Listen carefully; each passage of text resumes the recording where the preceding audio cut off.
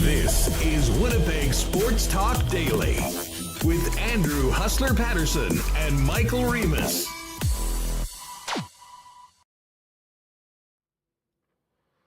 Hey, what's up, gang? Happy Friday. Welcome to Winnipeg Sports Talk Daily, taking you into the weekend. We got an absolute banger today. Lots of hockey talk. Marat Atesh is going to join us. We'll talk to him about the latest developments with the Winnipeg Jets and around the league. We're also going to talk to Shane O'Brien of the Missing Curfew podcast, former NHLer. SOB's a pretty funny dude. Looking forward to seeing what he thought about the Jets' early exit, as well as the rest of the Stanley Cup playoffs and Edmonton's big win in double overtime last night on Connor McDavid's game winner. Of course, it's the Rangers and the Florida Panthers going at it in Game 2 tonight of the Eastern Conference Final.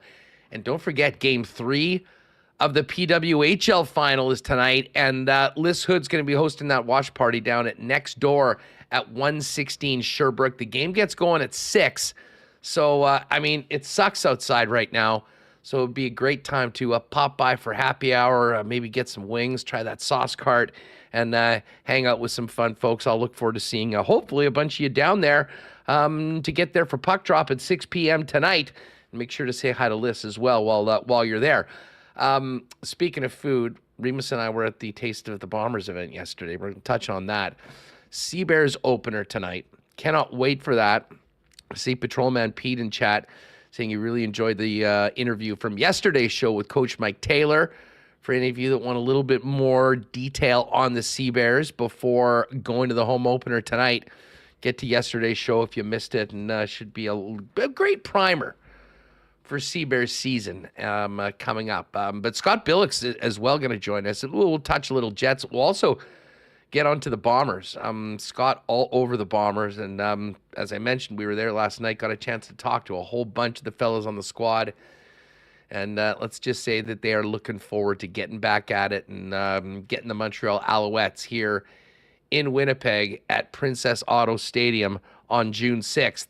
To kick off the CFL season. It's Friday. It's been a little down since the draft for the National Football League, but there's lots going on. So it's been a minute since we've had Hacksaw on. Hacksaw's back with the NFL Notebook. And, of course, you know what comes up around 3 p.m. That's right, the marble race.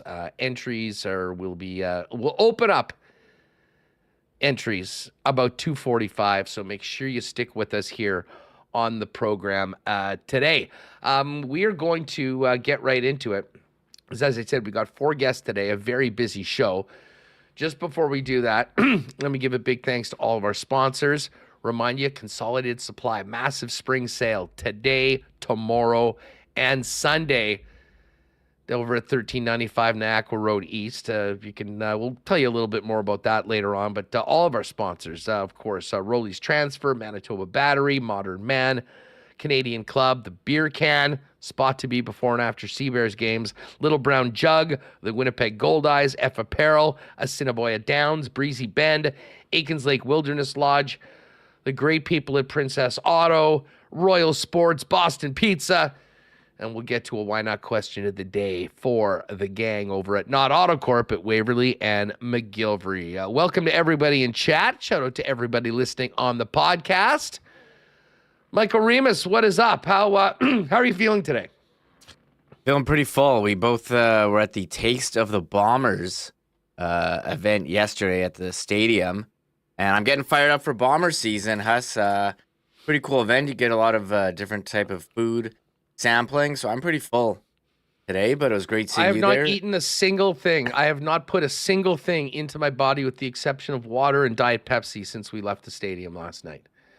I believe it. It was awesome. It was great. And, I want to especially shout out so many folks that popped up to us while we were there and just made a point of saying that they're listening every day and how much they appreciate the content and how much they're looking forward to Bomber season. That is always nice to hear. So thanks to everyone that said hi last night. And as I tweeted out last night, just an absolutely first-class event. Listen, the Bombers and Wade Miller are doing such a great job, with other ways for people to connect with the team in the community. And this was another great way for some amazing local restaurants to connect with Blue Bomber fans and people in attendance last night. I went last year to the event. Shout out to my pal Greg Pasechnik, who brought me, and I mentioned to you how good it was. And you made a point of coming out this year, and I think there was a lot of folks that sort of did that. Well attended. Last year was an absolute scorcher. Got a little chilly yesterday, and a lot of people were maybe running into the Bomber store to grab a hoodie or something like that. But I'll tell you what, the food was absolutely phenomenal, and I got a chance to try some fare from a bunch of places that I hadn't been before and really enjoyed it. Yeah, it's pretty, it gets you excited for the upcoming season, get out to the stadium, get a chance, I saw people, conversing with a number of the players, getting pictures, autographs, pretty cool how they're all so accessible. But yeah, we also got to try some great food. Here's some of the pictures you sent me. That was a good taco. I had that one. You get to the shrimp taco. That was delicious. This was my favorite one. The pulled pork. Baked potato salad with pulled pork and crispy onions. That's from the Red River Culinary School. They had stepped up. Yeah, they knocked that one out of the park. That's something I could see becoming, a popular, regular concession item at a place like the Bombers or the Goldeyes. Yeah, that one was good.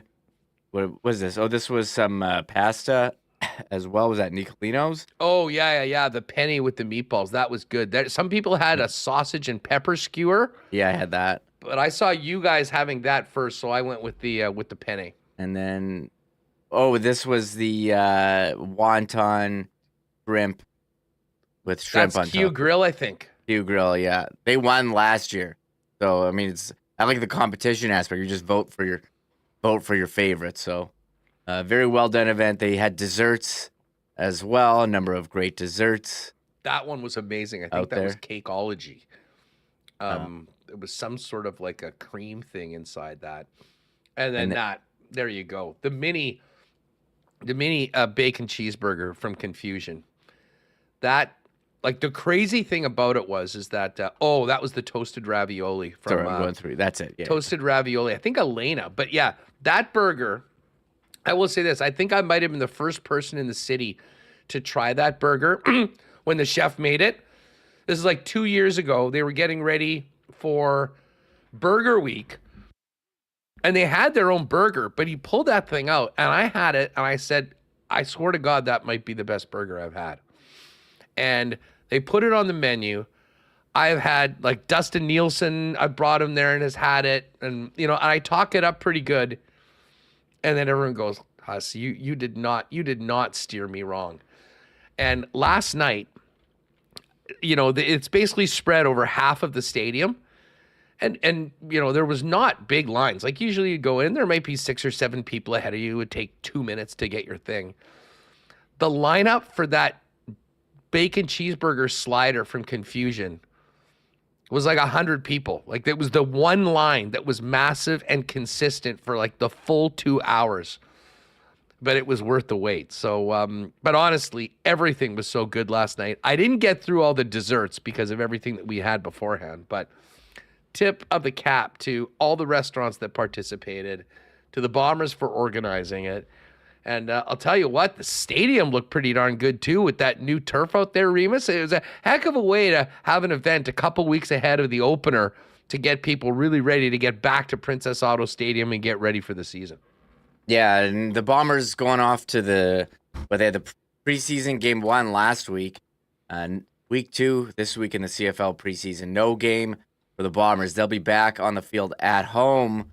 I think it's next Thursday, if I remember correctly, before the home opener. So it's close. It's coming, Huss. I'm getting very excited, and you still have a bit of a poor taste in your mouth of the way the last season ended, but the Bombers, they're going to come out with a great team this year and take another crack at it and try to win the final game of the year in Vancouver in November. And yes, next Friday, they'll be hosting Calgary in the final game of the preseason. And then it's Thursday, game 1, kicking off the regular season on June 6th, hosting the Grey Cup champion. It's hurting me. The Grey Cup champion Alouettes, just bringing back bad memories of being there and watching them win. Yeah, we had to go through that a couple times last night, taking us back to the Hammer, being right there on the sideline, ready to go on the field. And then Cody Fajardo leading that drive that broke everybody's hearts in Winnipeg. I'll tell you what, I had a great chat with Kyle Walters, and just was asking him about camp and some of the battles, the players they've brought in, both Walters and the veterans that I talked to.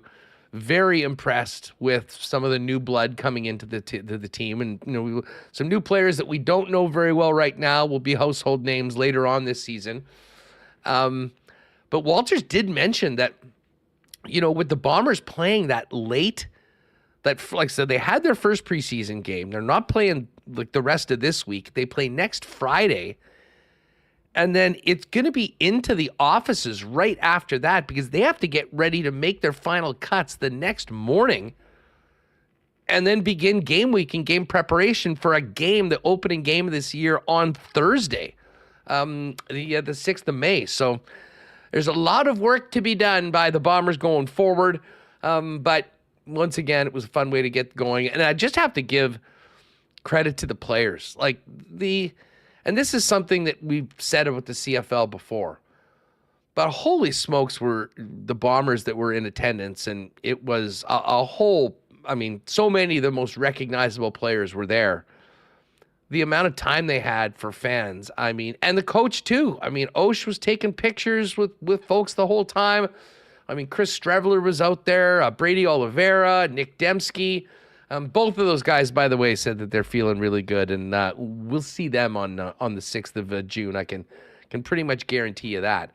But overall, great vibes around the team, the event, and credit to the players and the staff and everyone that put that event on last night, which meant we missed a bit of the hockey game, Remis, but we did get some free hockey. And while I missed the first and second periods, caught the third, the heartbreaking tying goal from Tyler Seguin for Oiler fans, and then an absolutely wild first overtime where the Oilers killed off a 4-minute minor to Connor McDavid. McDavid unbelievably didn't bury a puck in an open net on a miracle save by Jake Ottinger before going to second OT. But then 97, McJesus himself, ending it early in the second overtime. And man, what a big win for the Edmonton Oilers as they got things going on with their season. Yeah, what a game. And, the Oilers blew some leads against Vancouver late in that series too. You're like, oh no, here we go again. A puck bounces to Seguin at the side of the net. But credit to Edmonton for battling through, killed off that 4-minute penalty start overtime when McDavid got tangled up with Matt Duchene, and I thought was going to end it there. But Ottinger came out with the poke. McDavid just trying to take it a maybe bit too long shooting, and allowing Ottinger to get in there. Chris Tanev as well, but it was Tanev who got burned by the forecheck by Ryan Nugent-Hopkins, which allowed them to get the puck. And I don't know, McDavid just found an open spot and made it look so easy, tapping it in for the winner. And you want to see great players do great things. And I wasn't really a believer in the Oilers, Huss, if they could break the streak of no Stanley Cups for Canada. But they're looking pretty good, man. And if they get their top players going, they're certainly dangerous, and those guys can score at any time. So credit to Edmonton for taking game 1, but I have a feeling this is going to be a long series. Yeah, and we talked about this in the lock shop with Dusty, but maybe the most incredild thing, and I told him the story. Just so I got home, watched the third period, watching the panel, and by the way, shout out to Bones, Rick Bowness, awesome in his debut as part of the panel. You'll be able to see him tonight and tomorrow on the Sportsnet broadcast. So if you missed it last night, make sure to check him out. You want to talk about a natural. He was phenomenal. But they had said that through 60 minutes, McDavid, Draisaitl, none of the Oilers forwards had played 20 minutes, which seemed almost impossible with how much they'd played those guys before. But they actually got Carrick and Fogle and Janmark and Ryan out. The fourth line did play, and you have to play like that way against Dallas that runs their four lines, that is as deep as any team in the NHL. I literally thought that, some production assistant was going to get smacked for giving them false information. And then when checked the game sheet, I'm like, holy smokes, they're right. And even going into double overtime, McDavid and Draisaitl, pretty reasonable numbers in and around 26 and 27 minutes. I mean, a huge win is an understatement for Edmonton. I mean, to get that first win, and listen, it's not like Dallas is done. They lost the first two at home to Vegas. There's a lot of hockey left to be played. But for Edmonton, that's had a brutal first game record in recent playoff series, knowing the team that they're going against, being on the road, I mean, to get a win and the way they won it, Stuart Skinner played probably his best game of the playoffs as well. I've got a lot more time for the possibility of the Edmonton Oilers winning this series after watching last night's game than I kind of thought was going to be the case going into the series. Yeah, 100%. And talk about special teams, the Oilers, we talk about their deadly power play. They only got one opportunity all game, 0 for 1, but their penalty kill was spot on, 0 for 5 on Dallas. And I just want to revisit the panel. This panel last night, I see people in the chat loving Rick Bowness. He was so natural. It felt like you were watching a coach in the locker room, like him and Kevin Bieksa. Mm-hmm. They have a prior relationship from Vancouver.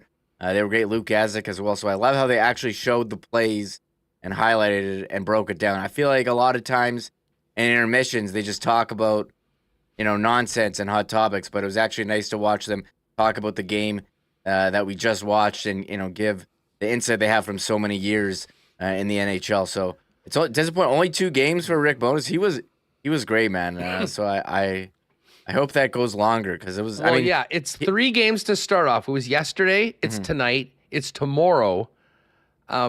But listen, with how good he was, they'd be nuts not to have him. And I hope he becomes a regular somewhere next year.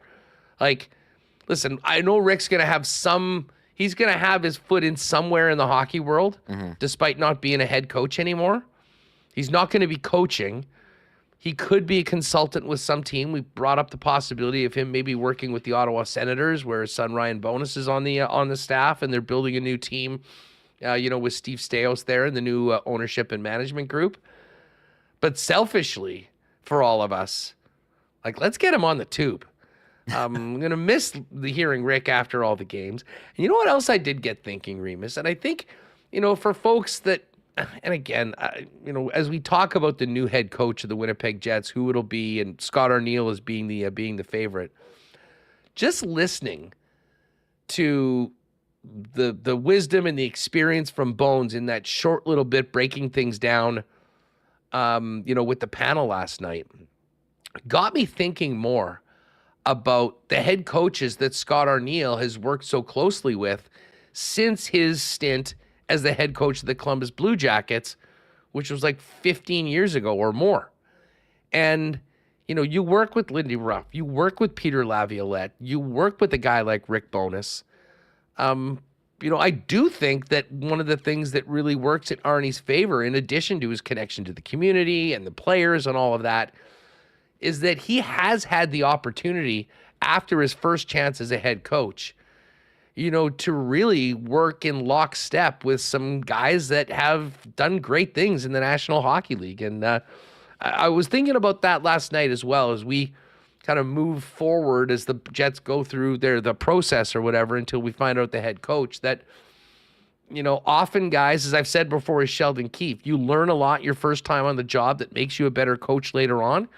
But in the meantime, Scott Arniel has really been able to be in the room and on staffs with some pretty decorated and successful head coaches, one of which is playing tonight against Paul Maurice in the Eastern Conference Final.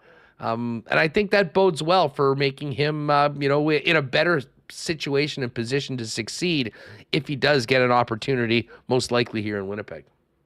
Yeah, the Jets head coach watch continues. Just wrap it up. The one thing that was good about Bowness, I see people in chat has using the terminology he was using. A lot of Garrett says guts of the ice. Another person says Bones loves that middle lane drive.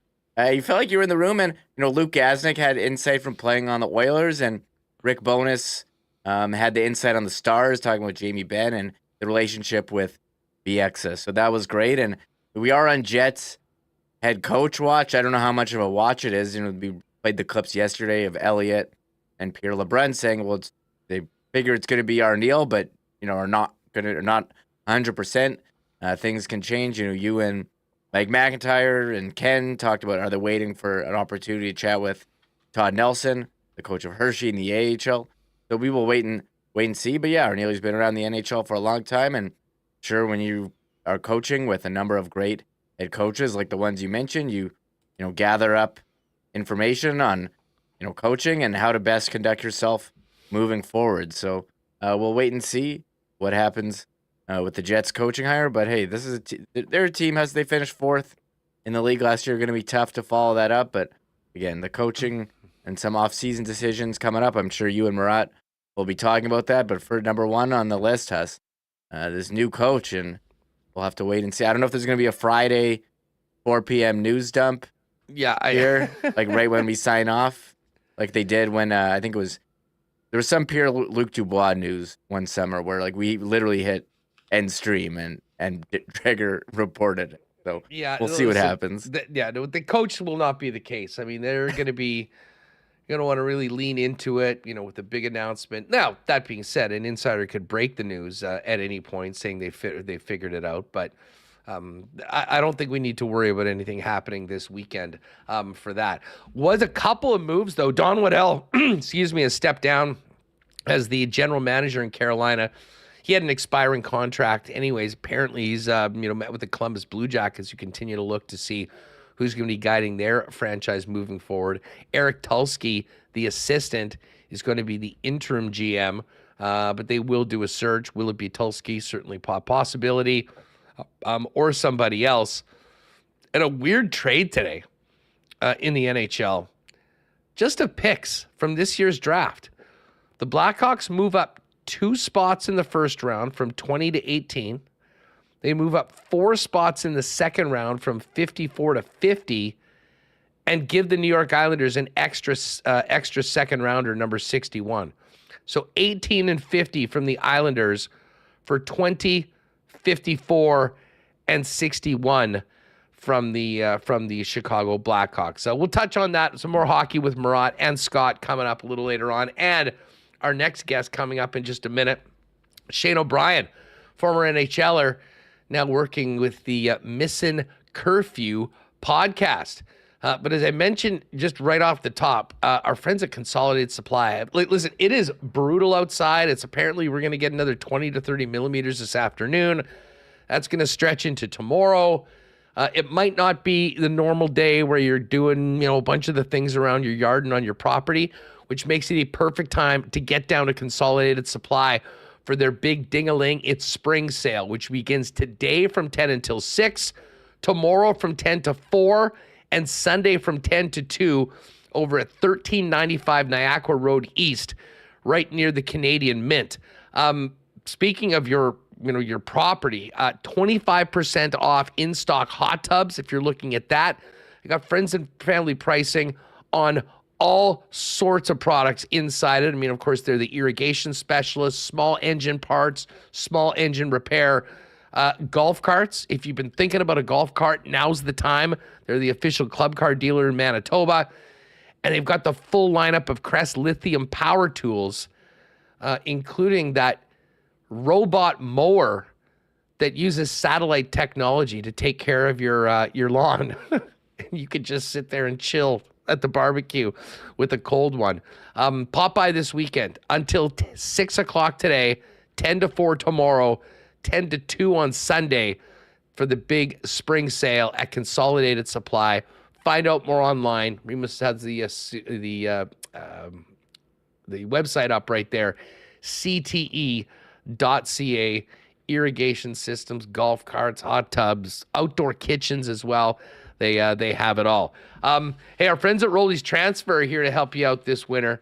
God, I can't imagine moving on a day like this with it being so brutal outside. And we know how stressful moving can be.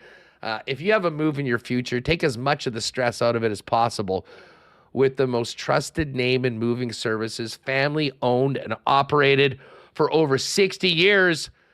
The great folks over at Rolly's Transfer. Go to Rollies.com. You'll check out their great new relaunched website. And if you look in the top right corner, there's a request a quote feature. Simply click on that. Let them know where you're moving, how much you're moving, when you look to move, and they'll come back with a quick quote for you and get you set. Of course, they've got a massive logistics business throughout southern Manitoba. So they've got better routes, timing, the flexibility to do it when you want, and of course at the best prices as well. Manitoba's most trusted name in moving for over 60 years is Rolly's Transfer. Find out more and request a quote today on your next move at Rollies.com. The guys over at Wallace and Wallace, very, very busy as well. They're the fencing and overhead door specialist, gang. If you need a new fence, talk to the experts at Wallace. Speaking of family-owned and operated, they've been doing it since 1946 in town. If you need the property and security and protection of a new fence, or if winter did a number on your old one, give them a call. They got vinyl, ornamental, welded wire, chain link, or wood fences. And if it is time to replace your garage door, they've also got Winnipeg's largest selection of overhead garage doors. 452-2700 is the number. The Wallace and Wallace team will arrange a time to come out and give you a free estimate. Visit them online at wallacefences.com or pop down to their showroom on Lawson Crescent off of Kenniston. And, with all those items we were talking about at Consolidated Supply and more, you're going to need batteries, and Manitoba Battery is the spot to get the best prices and the best service on batteries for anything you need. We're talking golf carts before, Sea-Doos, jet skis, boats, campers, and more. The summer's here. You need batteries for all sorts of things. Donnie and the gang will allow you to keep your money in Manitoba, shopping local at a great local company. Get the best prices in town, beating the pants off the big box stores. You can see those great deep cycle marine battery and golf battery sales as well right now. And they'll deliver it to you for free anywhere in the city of Winnipeg with any purchase over $60 as well. 2 locations now. Logan, the new location on Dovercourt Drive. Go to Manitoba Battery for all the information on pricing, including their big spring sale. Or you can just give them a call and let them deliver it to you. Shout out to Donnie and the gang at Manitoba Battery. All right, Billeck's coming up in a few minutes. We've also got Shane O'Brien next. Murat later on, Hacksaw. But right now, first time on WST, Shane O'Brien from Missin Curfew. SOB, what's up? It's great to have you on the show. Yeah, it's good to be here. I like your setup, and I like your Blue Bombers quarter zip or whatever you're rocking there, supporting the CFL. I love that. Yeah, well, we're getting ready for the season. We stuffed our faces last night in an event at the stadium, and now we're just counting down to get the games. And unfortunately, we thought we might be able to kind of hang on to the hockey scene for a little longer, closer to football season. We were just talking before we kicked off that, the first round was so great. Didn't go that well here in Winnipeg. I mean, I know you guys were all over all the series and there was some great hockey, but 52 wins, an amazing season. What did you think of the Jets, early exit in the playoffs? Was this just meeting a buzzsaw in the Colorado Avalanche, or were they exposed a little bit from what they did so well in the regular season? Yeah, I would say maybe a little bit of both. I don't know if they got exposed, but I didn't think it was a great matchup just from a speed perspective. When McKinnon and McCarr and Rantanen and the boys get going in Colorado, not a whole lot of teams to keep up with them. And I just thought Winnipeg, listen, I love Josh Morrissey, one of the top 5 defensemen in the league. And I do love the size they have on the back end of the Winnipeg Jets. But I thought in a 7-game series, that I guess the lack of foot speed, and something I know a little bit about, lack of foot speed would cost the Winnipeg Jets in a 7-game series. I love Connor Hellebuyck. You heard his comments at the end of the series that, believe it or not, he was playing his best hockey. I personally didn't believe that. I thought, for them to beat him, he would have had a better series. He's a Vezina. He's probably going to win the Vezina, but he's always in the Vezina talk. He's a world-class goaltender. No disrespect to him, but I just thought he was going to have to be the Jets' best player for them to win. But it happened. It is what it is. It was a great year for the Jets. My old D coach, Rick Bowness, who I got nothing but respect for, and then Bones is moving on to play some golf and enjoy retirement, which he deserves more than anything. I thought it was a great year. It was good to see the whiteout. Just a tough matchup for the Jets. It's funny you mentioned Bones because I know you were busy last night. We'll get to that in a minute, but he made his TV debut last night, and I got to tell you, he was killing it on Sportsnet on the panel. We're going to see him, I guess, the next couple nights as well, doing the East and then Game 2 of the Oilers-Dallas. So I wouldn't be surprised that we see more Bones. Just quickly, tell us a little bit about playing for Bones. I mean, he seems to be so beloved by the guys that have played for him. He had an incredible relationship with the Jets here and did some amazing things. I mean, when you think of the mess that this team was 2 years ago when he took over to where they are when he leaves them. But, just from your perspective, I mean, to tell us about what it's like to play for Bones and the sort of man that he was. Yeah, Bonesy, I didn't see that, but I'll keep my eye out for him on the panel because he's a natural at that. As you know, having Rick Bowness in Winnipeg for the last few years, high energy, always in a good mood when you see him at the rink. Unless you're on a losing streak like all of us, in the NHL, if we're on a losing streak, nobody's too happy. But for the most part, Bonesy, always good morning, Olbs. How you doing, buddy? What'd you do last night? This and that. So Bonesy was great for me. And, I was younger at the time. I was 25, 26 years old. And, coming from Tampa where they gave up the first rounder for me and I was playing every situation, all these minutes to come into Vancouver and have to take more of a limited role and get back to penalty kill and fighting a little bit more. It took me a while to get adjusted to it. But Bones was such a great communicator. Anytime things weren't going well for me there, he would pull me aside and talk to me, explain why this is going on, what they want from me. And as my career moved on, I realized that that's not a standard around the National Hockey League. Some coaches, if you're not playing, they just don't talk to you. Rick Bowness went out of his way to always communicate, always let me know where I stood. And my favorite thing about Bones is every year in Nashville, we have a D-only meeting down on Broadway Street where we would have a few beers. Some of us would have more than others, but we'd all have to have at least 1 or 2 beers as a decor and talk it out. So when Rick Bowness did that, he went up in my books for sure. Oh, man, that is that is great to hear. Listen, it was the Avalanche that the Jets got taken out by. And I mean, honestly, they look like world beaters. I mean, I think if you saw, the way the Jets played all year long and the way they got handled, the speed, the tenacity of the forecheck, it looked like they were going to be really, really tough to beat. And we can't forget about Nichushkin, who, was scoring every single night. I just wanted to ask you, as a former player, it really seemed like that Game 4 against Dallas that the Avs they just weren't themselves after the news about Nichushkin being suspended again. From the inside, how can that affect a team? And the Avs well, you played for them. Well, how impactful do you think that was in their exit in round 2? Yeah, it was massive, and I couldn't agree with you more. It took the wind out of my sails when I just got finished golfing, and I saw it come across the ticker that Valeri Nichushkin is suspended for 6 months. You're like, what? Obviously, the guy has a problem. Listen, I like to enjoy the finer things in the leagues at times, when I played and going out and having a good time, dinners, and that's one of the fun parts of playing the NHL. But I can't imagine come playoff time, getting caught up in that stuff and letting your teammate down. So first of all, I hope he gets the help he deserves. But without them, you could see Game 4 was their worst game of the playoffs. And I got to give them credit. They bounced back in Game 5, and then in Game 6, they just kind of ran out of gas. But they missed Gabriel Landeskog. I saw his press conference yesterday. Landy's going through it. It's a tough recovery, but they are such a different team with him. I wish him the best. I love that kid. I hope we see 92 back out there next year for them. Well, they, listen, as long as they've got Cale Makar, Nate McKinnon and that crew, we talk about the window to win. That window's open. And frankly, it makes the Central Division that much more of a meat grinder. And it makes what Dallas has done in the playoffs that much more impressive.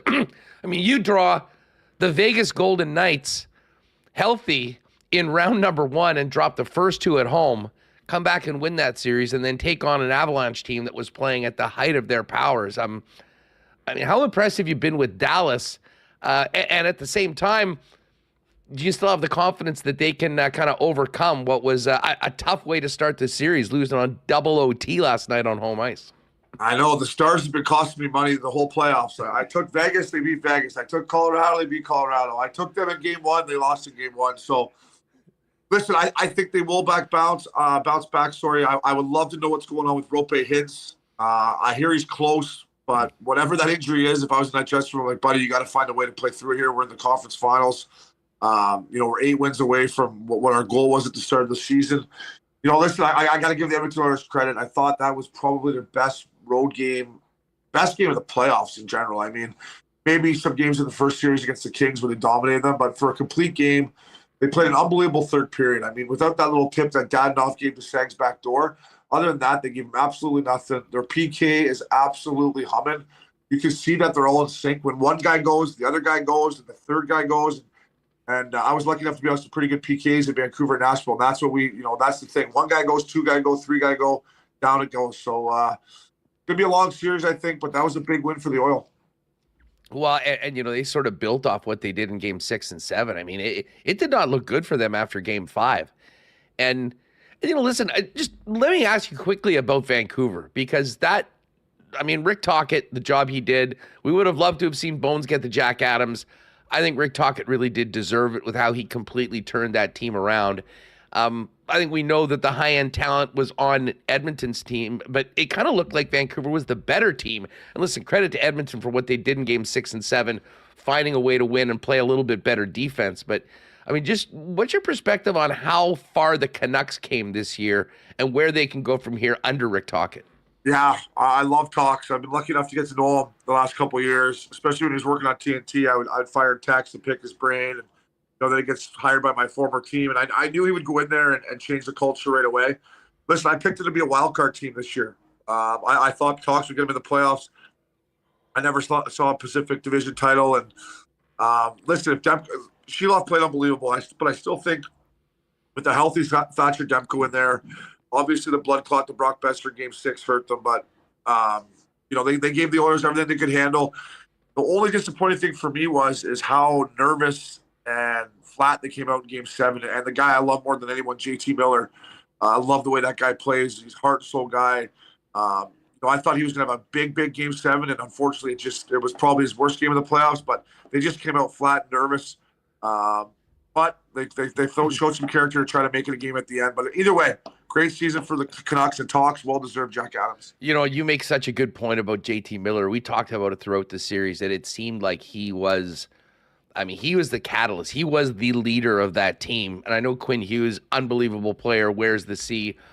They kind of went as JT Miller went, and he didn't have it. And listen, you're going up against a hell of a team, but I think that was a massive factor. What did you learn about the Oilers through that series, though, and really through this playoff so far? Because they've looked brutal at times. They haven't had goaltending, and yet they're up 1-0 and 3 wins away from being in the Cup final. Yeah, they're kind of doing like, not Edmonton Oilers style, right? They're obviously Evan Bouchard's having an unbelievable playoff. They obviously don't beat the Canucks without his point production. A guy like Dylan Holloway, though, scores a big goal in game 6. They're just finding a way to get it done. And I think 97's dealing with some kind of injury on his hand or something, just because he needed to hit the waiter last night on a nice tip. But I think he's dealing with something. But for me, Leon Draisaitl, man, he's just a playoff machine. 200-foot game in the face-off circle, power play, penalty kill, you name it, he does it. And Skinner looks to seem to have found his game. So, and the best thing they did, Paul Coffey, give him credit. They broke up Donald Nurse and Cody Ceci. I think that was a huge coaching decision by Coffey. It's paid off for the Oil. Shane O'Brien's with us from the Missin Curfew pod on the East. What were your thoughts on this series going in? I was sort of surprised that, listen, I had time for Florida maybe being slightly favored, but I mean, the difference between what the books had for the Rangers at plus 125 and the Panthers at minus 150, I thought was kind of disrespectful to the Rangers. That being said, Florida came in, got it done, and now has home ice advantage and has the chance to go up 2-1 tonight. Yeah, I think the bookmakers have forgotten that, the New York Rangers won the President's Trophy, or the best team in the NHL, because the whole Carolina series, they're underdogs as well. Same thing. I thought Carolina was the better team in that series. It just unfortunately didn't work out for them. But yeah, I agree with you. The Rangers have been, not getting the love. And I took Florida. Florida's my last team in the race. I took them at the start of the year to win the East and make the Stanley Cup final. Them and Carolina were my two teams in the East. So I got one horse left in the race. I love Matty Tkachuk. I love Sam Bennett. To me, Barkov is just an absolute beast right now. His size, his length, his strength, offensive, defensively. Brandon Montour in the back end's been unbelievable. And then Bob in between the pipes. He looks like he's tracking the puck so unbelievably right now. And their head coach. If you don't love Paul Maurice, I don't know if hockey's your sport. That guy is the man. I love him. And I'm pulling for Florida, and I think they're going to be a hard out. Well, Maurice has certainly been the MVP of the press conferences throughout and gives guys like us lots to talk about. Needless to say, we knew plenty about that during his extended time here in Winnipeg. Shane, before we go, I have to ask you, you were just at the Pearl Jam show at the Forum. What, the guy, they still got their fastball or what? They still got their fastball. Eddie's still bringing it. He looked great up there. It was 2 nights. I don't have my fastball like I used to. Back in the day, I would have went to both those shows back to back, no problem. I went night 1 and I woke up the next morning with no voice, and I'm like, I got to sit this one out because I got to go on air on Thursday. But Pearl Jam at the Forum, it's unbelievable. I saw Chris Chelios there. He's buddies with Eddie, so when we were walking in, we saw Chelly. But they absolutely killed it. I love Pearl Jam, and they'll be out here in California at the end of September at a festival called Ohana Festival, which I absolutely love, so I'll catch them again. Shane, listen, this is awesome having you on the show. Fill people in if they have not already checked out Missin Curfew, what it's all about, and when and where they can find it. Yeah, me and my boy Scotty Upshaw, obviously we going for a locker room feel, hockey, lifestyle, other sports, golf. We talk a lot of UFC fighting as well. It drops every Wednesday and Friday. You can get it on any platform, Spotify, Apple, wherever you get your podcasts. And you can check us out on the DKN network, Wednesdays and Fridays. Check us out. It's a locker room feel, which I think people enjoy. Shane, this has been a lot of fun. Hopefully we can do this again sometime. Enjoy the rest of the Stanley Cup playoffs and all the best with the show. Thanks for having me, Andrew. Anytime, fella.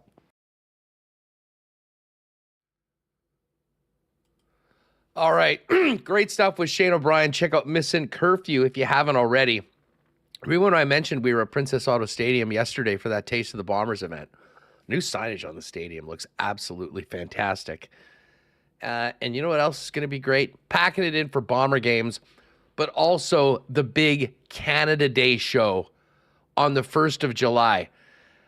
We've told you throughout this week that you got to make plans. Monday, July 1st, celebrate Canada with the Bombers, Princess Auto, and the rest of Winnipeg and Manitoba for a 100% free celebration.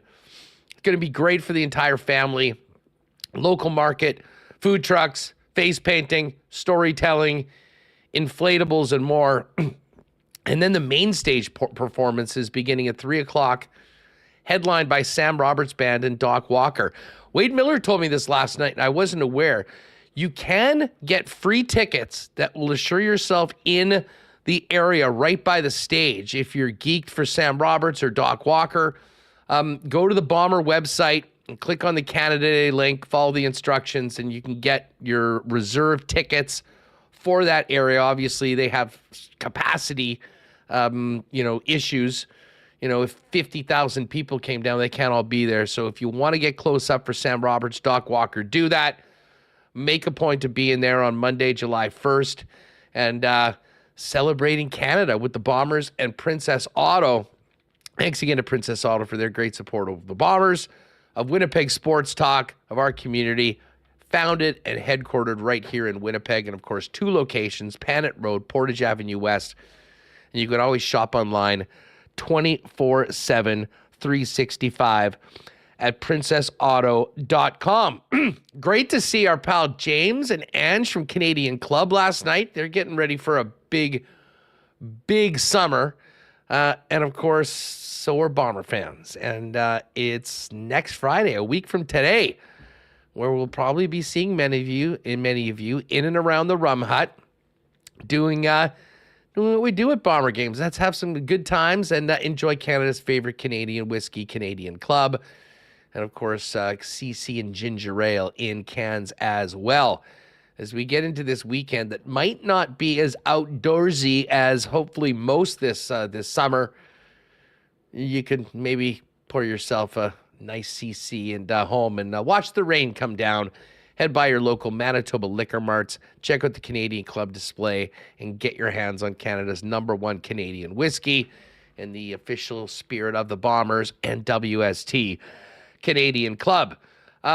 Gang, as we get into, without maybe going out tomorrow, if it's going to be as miserable as it seems it's going to be for the next 24 plus hours, might be a good time to get that haircut. And if you're looking for a place to do that, may I suggest one of 8 Modern Man barbershops in and around the city of Winnipeg, including the 2 newest locations, Plessis Road and Pembina Highway, down close to the university.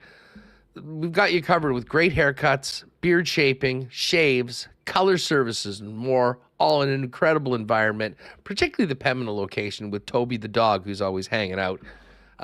Book your look and make an appointment today at any of the 8 locations by going online to modernmanbarber.com.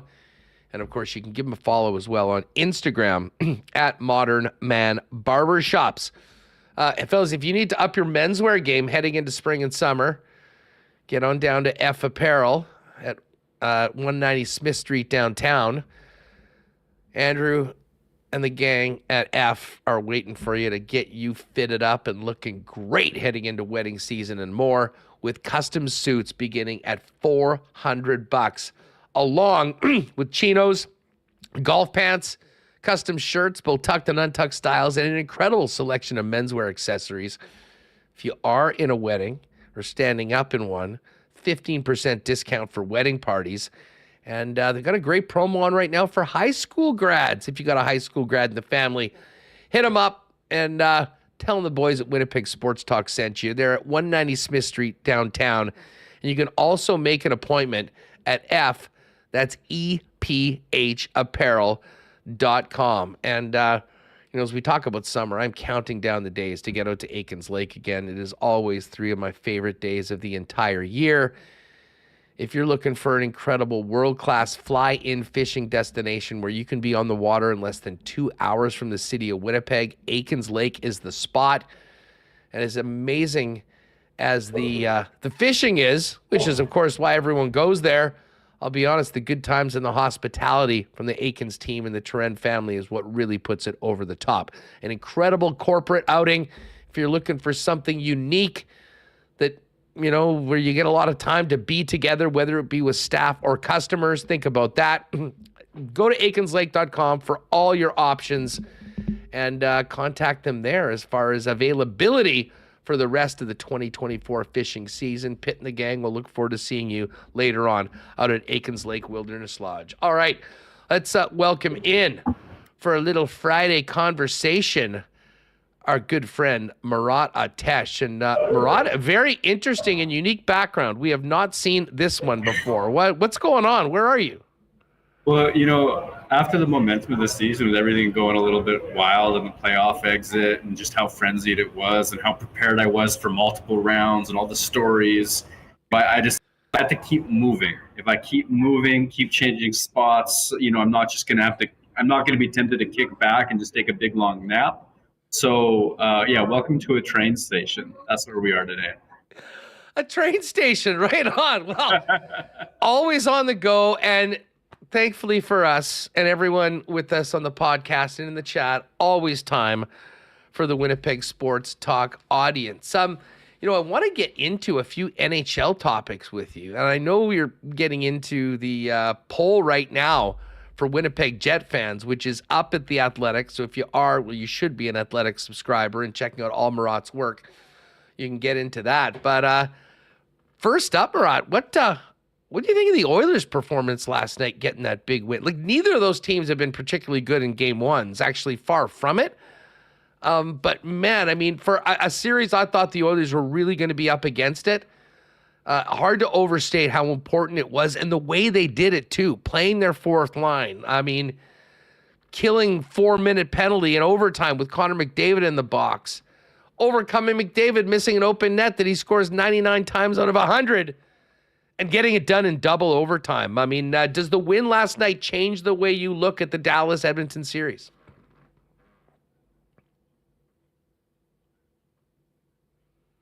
Sitting here saying that the 1-0 lead Edmonton has is the be-all and end-all. I think Dallas is going to have a heck of a pushback in that, and I continue to believe in their structure and their defense and their counterpunch and all the youth that they have.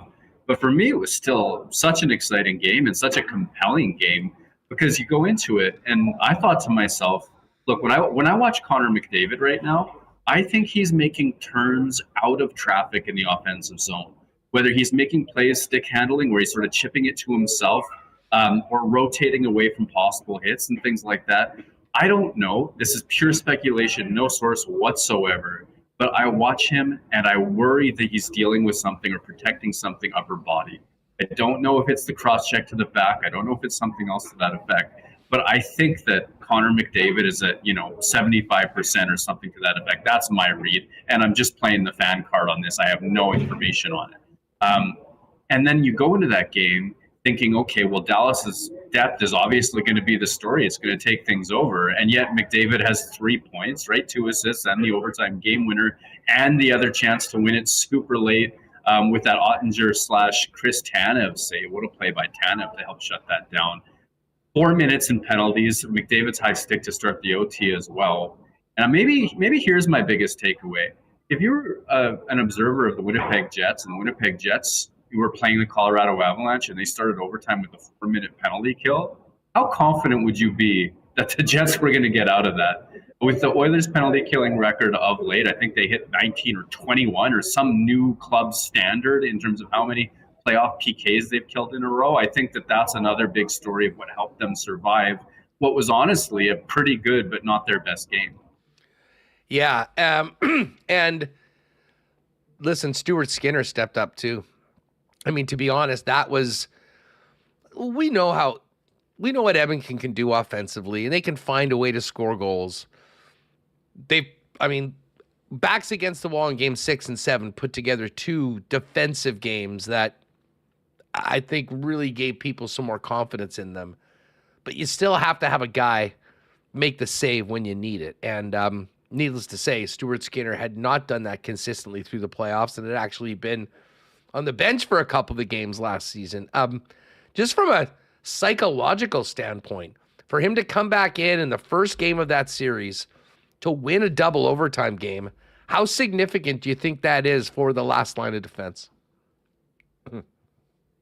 Situation where Dallas has the advantage on paper and in terms of recent playoff results, and Edmonton had to switch off of its goalie and go back, and credit to Knobloch for having the courage of his conviction to move off of Skinner and then back to him when they needed him in round 2.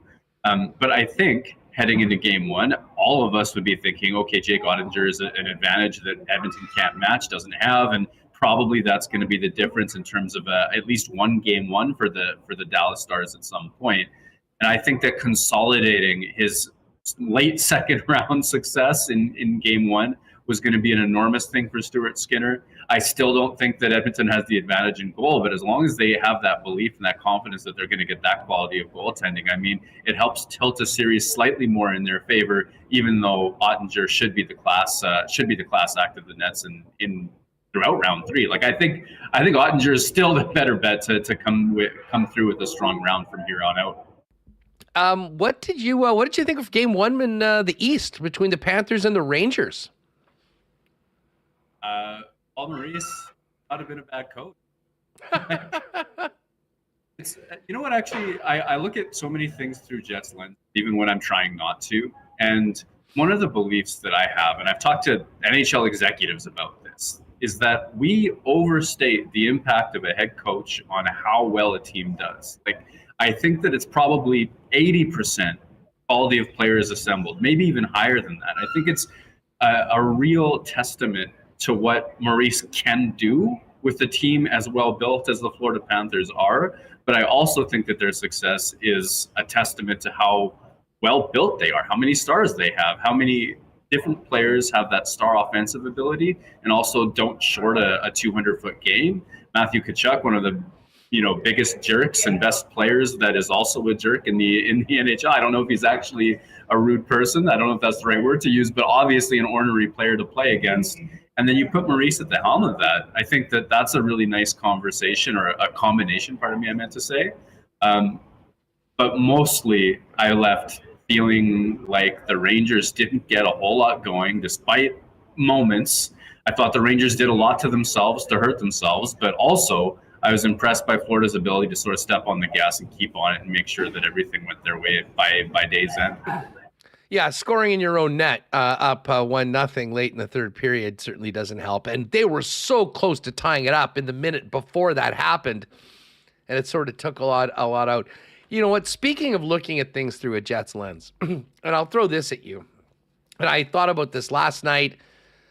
I thought about it throughout round 2 when we saw the Avalanche taking on the Dallas Stars.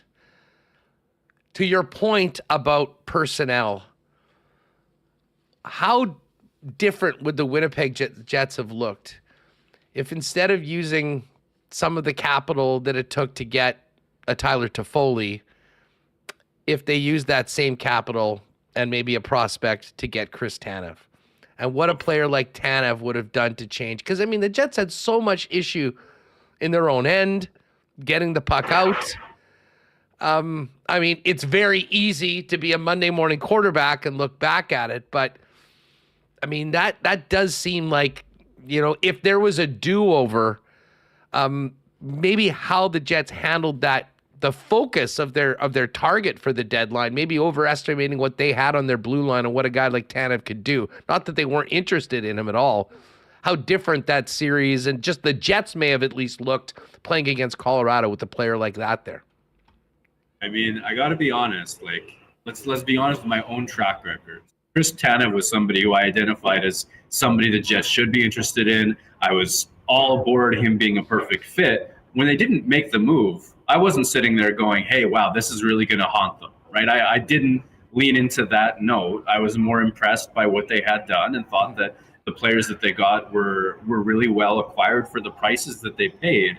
So I should make that clear as I sit here and also say that I think Chris Tanev was maybe exactly what was missing from the Jets' blue line during that series against Colorado. I found that, Josh Morrissey should be in a category of his own. His defending was incredible, even in plays when the Jets were overwhelmed, including him. I thought that his mobility in the D zone, the reads he was making, the compete level that he had, he wasn't one of the players that was, shied away from that series. Beyond that, you had players who were maybe capable of handling the physical side of things, but who couldn't handle Colorado's speed. Or a player like, say, Nate Schmidt, whose decision-making was quick and his puck moving was quick. And when he got into the action, I thought he was actually really good, but he's not going to defend the front of the net as well. Chris Tanev is a player that can do all of the dirty work in front of the net and on the boards and win the battles and not lose his man in that kind of high-speed coverage. You saw it against Colorado, sheer excellence. You saw it in his contribution to Jake Ottinger's miraculous save against Connor McDavid. He's a guy who's never out of the play, even when he's been beaten on the play. There's so much to his game that we were correct. All of us, we at least mentioned him, right? We were correct to point out how good he is, how gritty he is, how playoff built he was. And then to think of the way that Winnipeg's defense couldn't handle it. Yeah, there is a little bit of, oh man, should have leaned harder on that note, because he looks like exactly what Winnipeg could use. And that's going forward as well. He'd be a perfect player at if somehow the cards fell just right. And I don't think they will. Well, and it's funny, and this is sort of why I bring it up. And listen, we knew, there was plenty of reports that the Jets were, trying to get Tanev and were in. There was like 10 teams, I think, that were on him. So take it for what that's worth. It speaks to what Dallas has done so well, better than everybody else in the National Hockey League, and I don't even think it's close in recent years, is drafting. And you look at that draft from, I believe it was 21, where they took Wyatt Johnson. He's turned into a star. Logan Stankoven graduated from the AHL this year, has been an impact player. And I believe the guy's name is Guryanov. I might be butchering that, but the Russian defenseman, it was a second and a third and the prospect. And Calgary, when making the deal, the difference in that deal, from all accounts, as to why Calgary went with what Dallas offered, was the player. that had already been drafted in the second round, also in that same draft.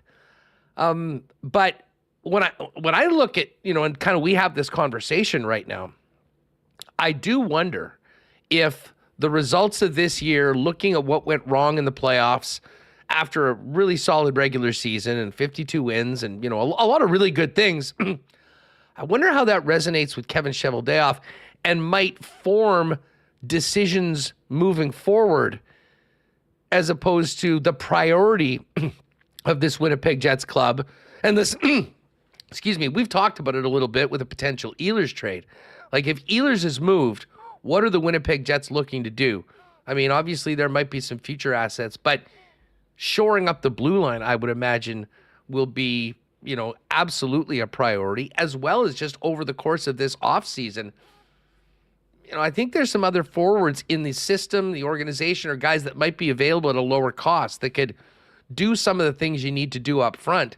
It certainly seems the work that really needs to be done is reforming this blue line. And by the way, talking about that second-round pick that went there, another guy that was a recent second-round pick that I think was off the table was Elias Salmonson, and I back that up because I think he's going to be a big part of this moving forward. But the focus on the defense core, Murat, do you agree that maybe is being highlighted by what we're seeing right now and what we saw in the first round, and that'll be a real focus for Kevin Cheveldayoff as opposed to maybe the way they've been in the past?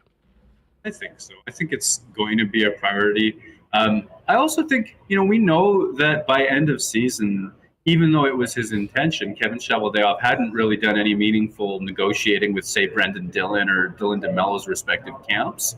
And I think that one interpretation is that they really, really, really were in a wait-and-see mode when it came to their blue line, what it was going to look like come free agency, what their budget was going to be like, how other pieces fell into place. Perhaps even if Ehlers is traded as we expect, perhaps that would have an impact. It seems like Carolina might let some quality defense go to free agency. You might see, I think Tanev's a UFA who Dallas would probably like to sign.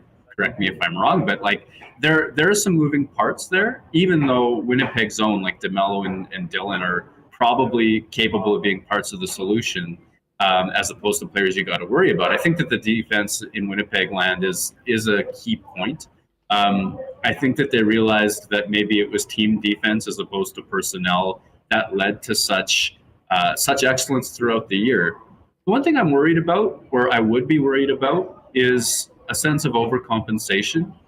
Certainly the playoffs exposed certain things the Jets could and couldn't do defensively. And I think that there's a good reason to maintain some of that concern.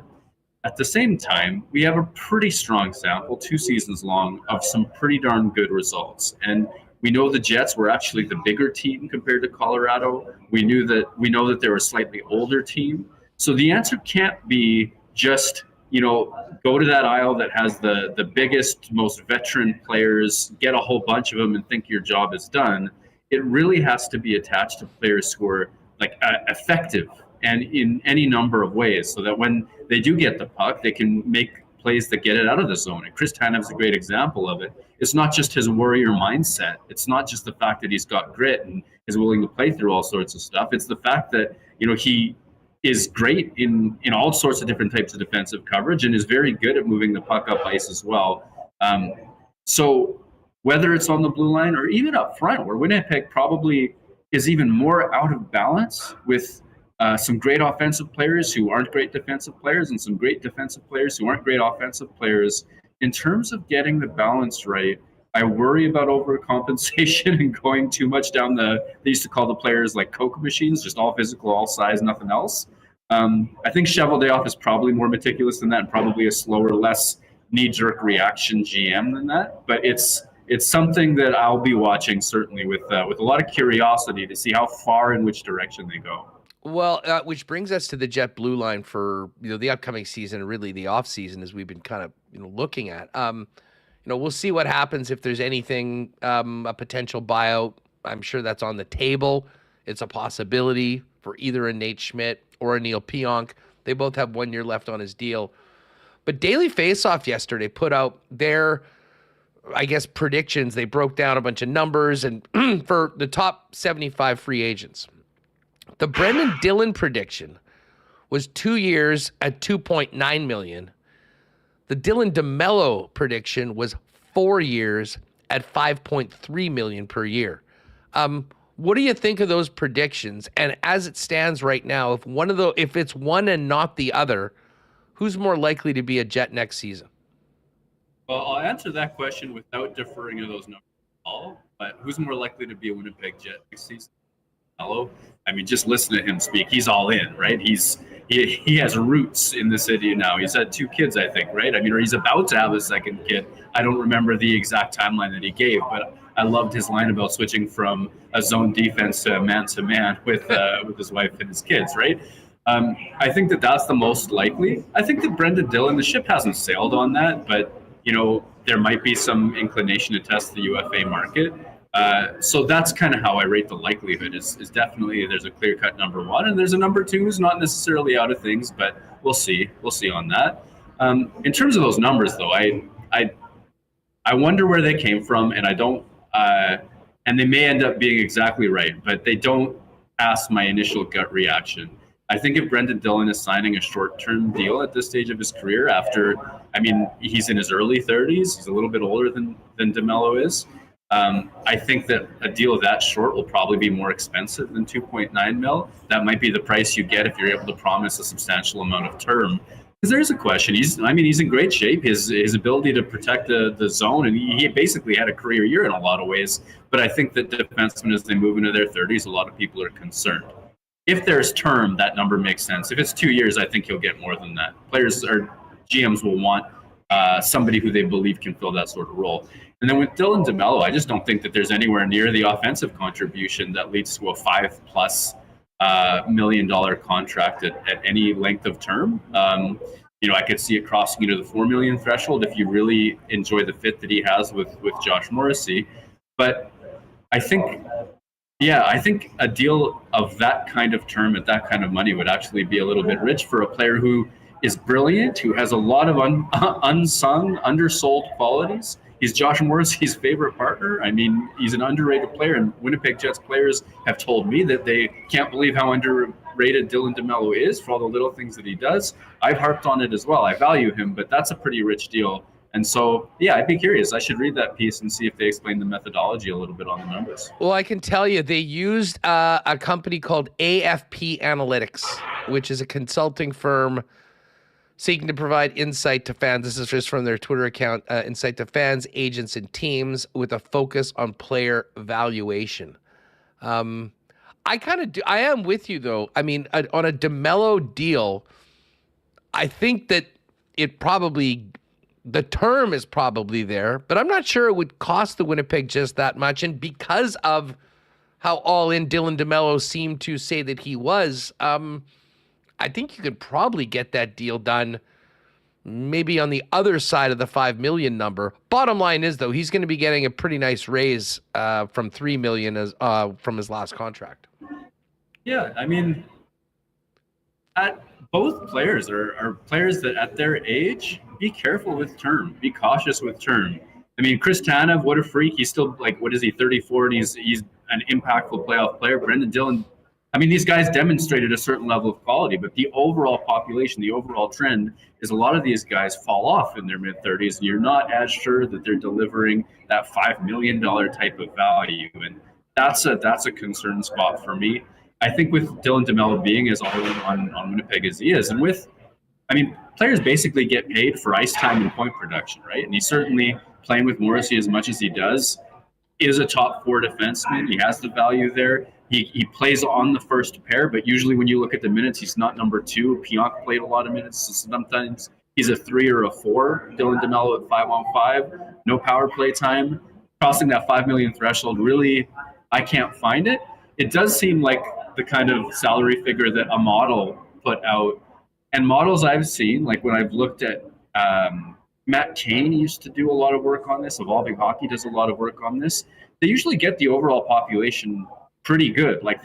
If you look at all of the players and the average, they do a pretty good job. But every once in a while, you find players that, for whatever reason, maybe the model overvalues possession as opposed to points or what have you.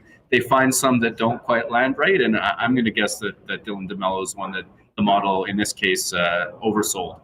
Marat Atesh with us from The Athletic.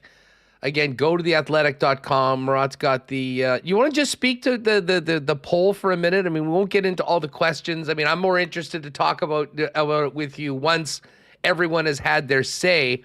But just what you're looking to get out of fans when they go through. And we've had a little bit of time to remove ourselves from the disappointment of the first round. This is something that you've done before.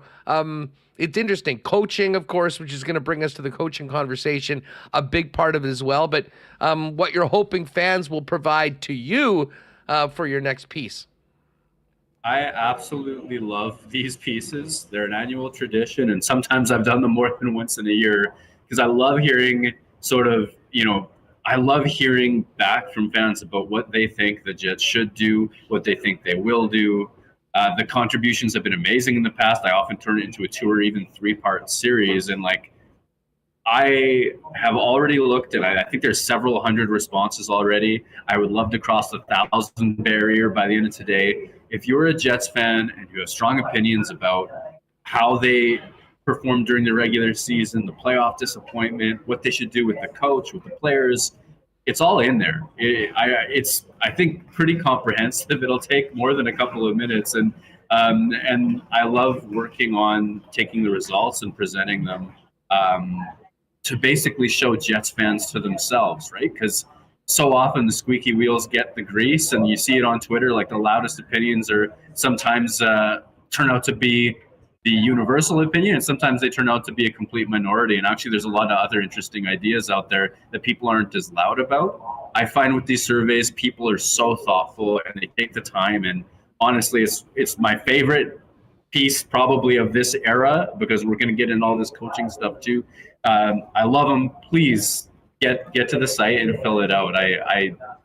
I love them, and I basically said that a whole bunch of times. But well, I love it too, and I always love. I mean, certainly the consideration you give to all voices in it, and the writing that comes out of it, and the conversations we'll have. So, I mean, we'll kind of recap it all once Murat has gone through it and has posted it in the Athletic. But of course, coaching's a big story right now in and around the Jets. It has seemed to be a really quiet week. Like, we continue to hear from the insiders. They're going through the process. We've really only heard that they've had 2 conversations with people, I believe both through Zoom with Berube and McClellan. I would have a feeling there's been a lot more than that happening. It just hasn't been reported. But what's your sense of where the team is right now? And do you think that they're waiting for Todd Nelson to be finished? And can they wait that long that series doesn't start until next Thursday, the semifinal. We were kind of going through the calendar, the numbers, Murat. I mean, that could take them within literally days if they go the distance in the Calder Cup Championship to the Jets making picks and getting together with everyone down in Vegas. Yeah, I mean, it's an awkward thing timing-wise.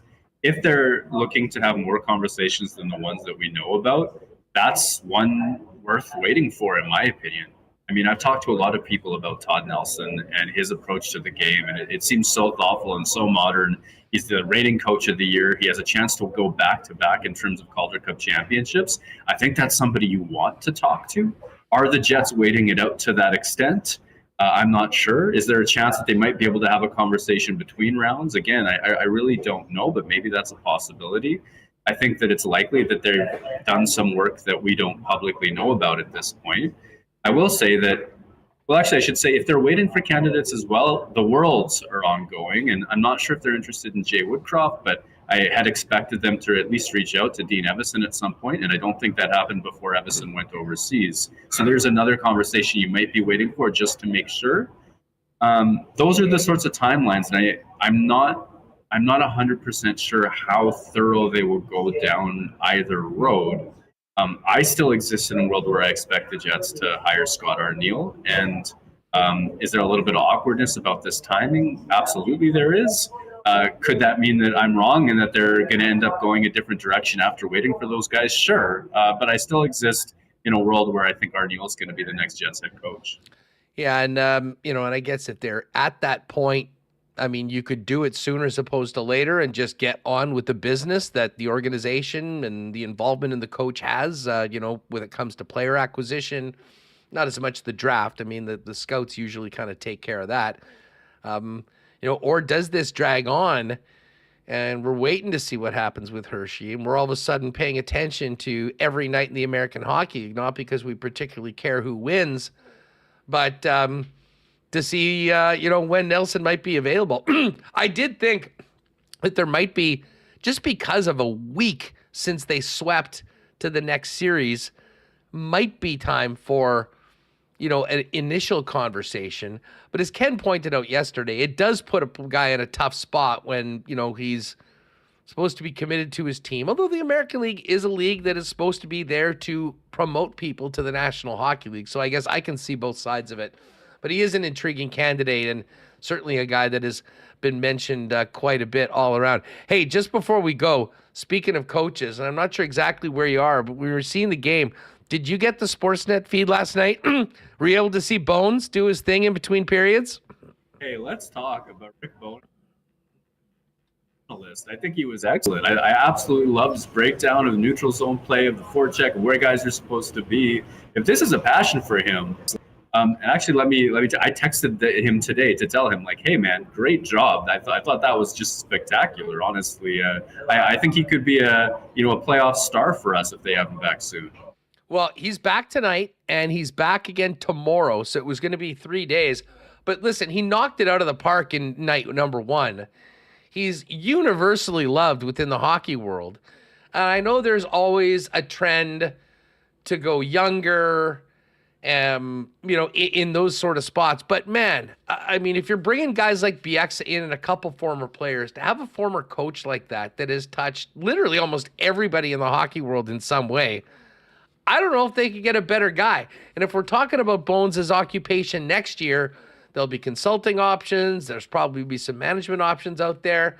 For the sake of the fans, let's get him on the panel, because I think it would be a very great way for us that have enjoyed his 2 years here in Winnipeg and hearing what he's had to say on a daily basis, those of you that have been in the room each and every day, to still get that very unique experience and personality and candor from a guy like Bones that really jumped out last night. Yeah, and I appreciate it because I ask him the why questions, right? I want to know, why is Winnipeg playing this way or that way or what have you? And when he is in the midst of active coaching duty, that's a tough question to really sound off on. On that panel, talking to a former player like Bieksa or a former player like Gazdic, it's Gadzik, pardon my, I don't actually know the pronunciation. It really speaks to his candor because he goes there. He says the thing. He breaks down the play. He talks about what people are supposed to be doing. And that's what I always wanted from hockey media. That's what I want TV to be when we're watching the playoffs. I don't want it to be some loud person in a suit yelling their opinions, and because they said it louder than the other guy, that's the truth. I want it to be thoughtful like that. And to your point about age too, let's have some diversity, right?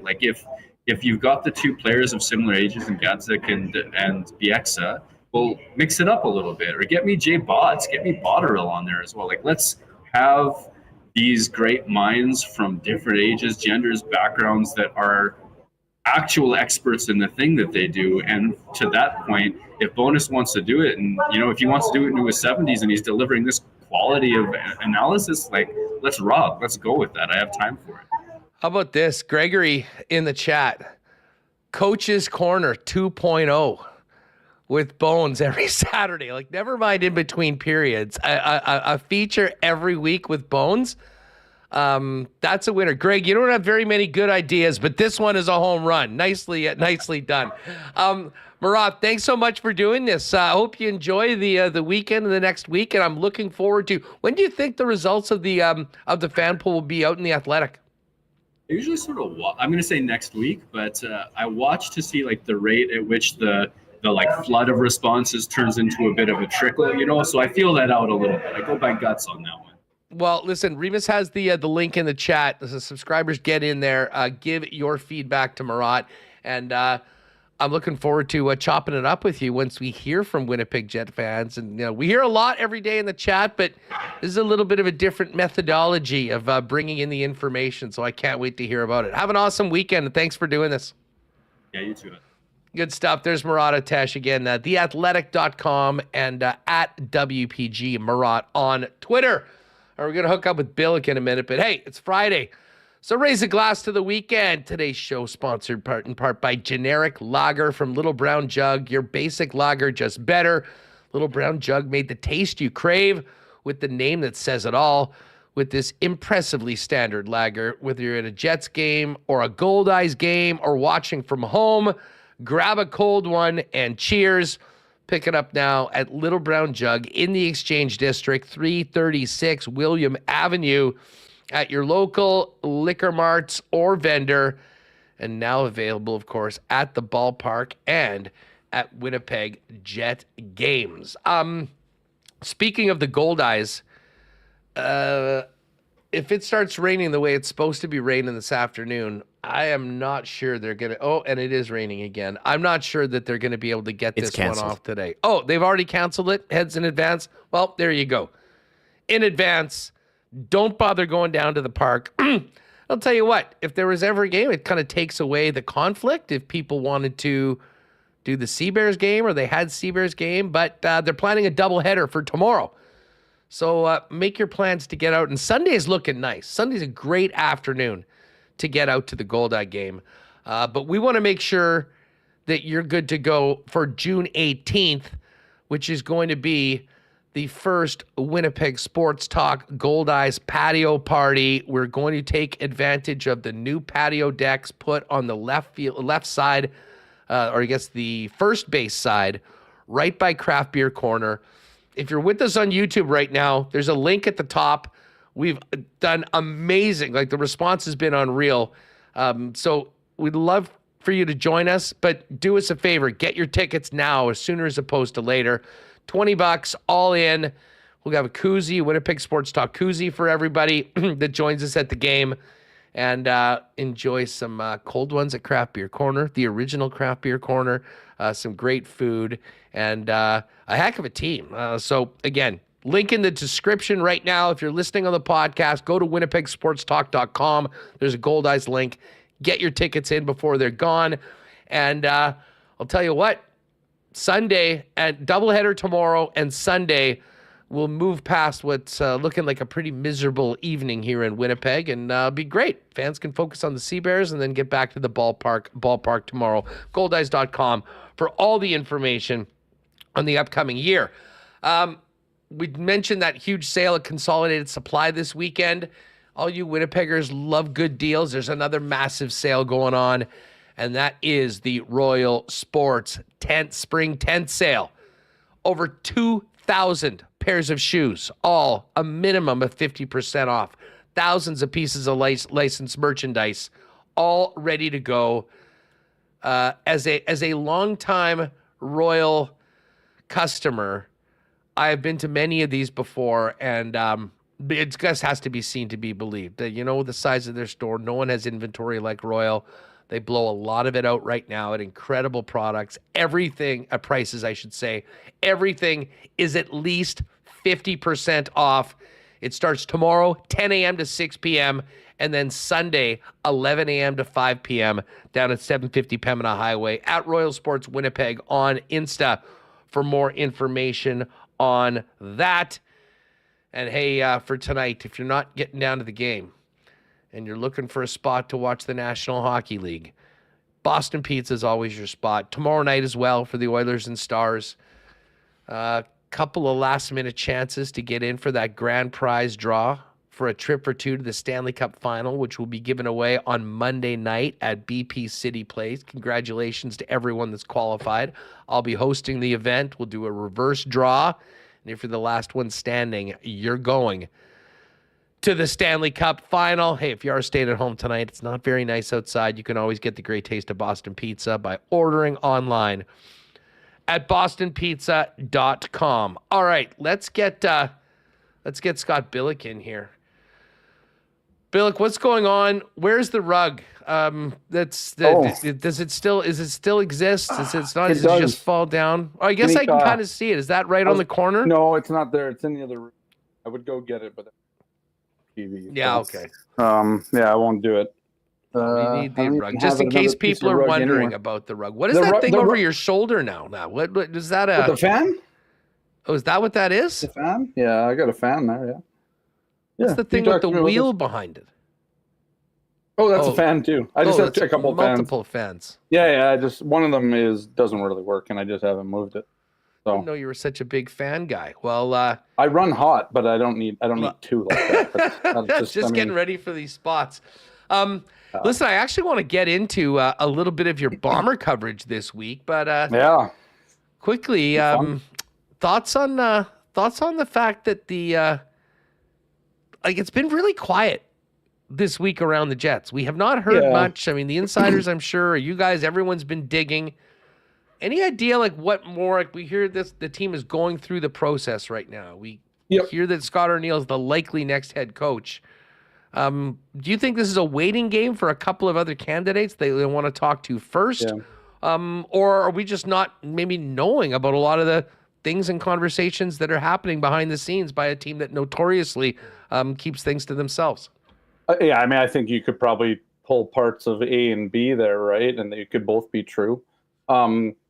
I would suggest that, and I know you briefly mentioned it earlier when I was sitting in the green room and just talking about, they could have maybe talked to Todd Nelson in between rounds or whatever. But I think if you're going to give Todd Nelson a fair shot, you want him to not be in the AHL playoff kind of mentality heading into the next round and all that.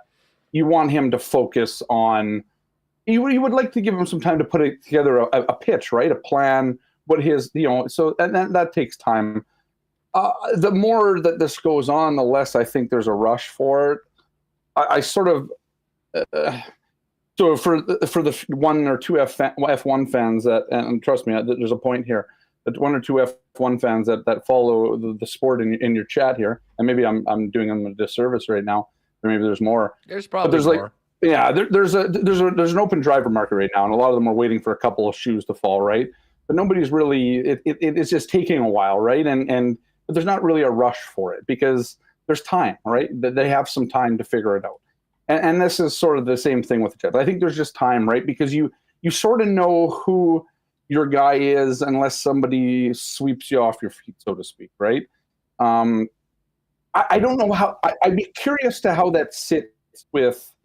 I'd be curious as to how that sits with Scott Arniel.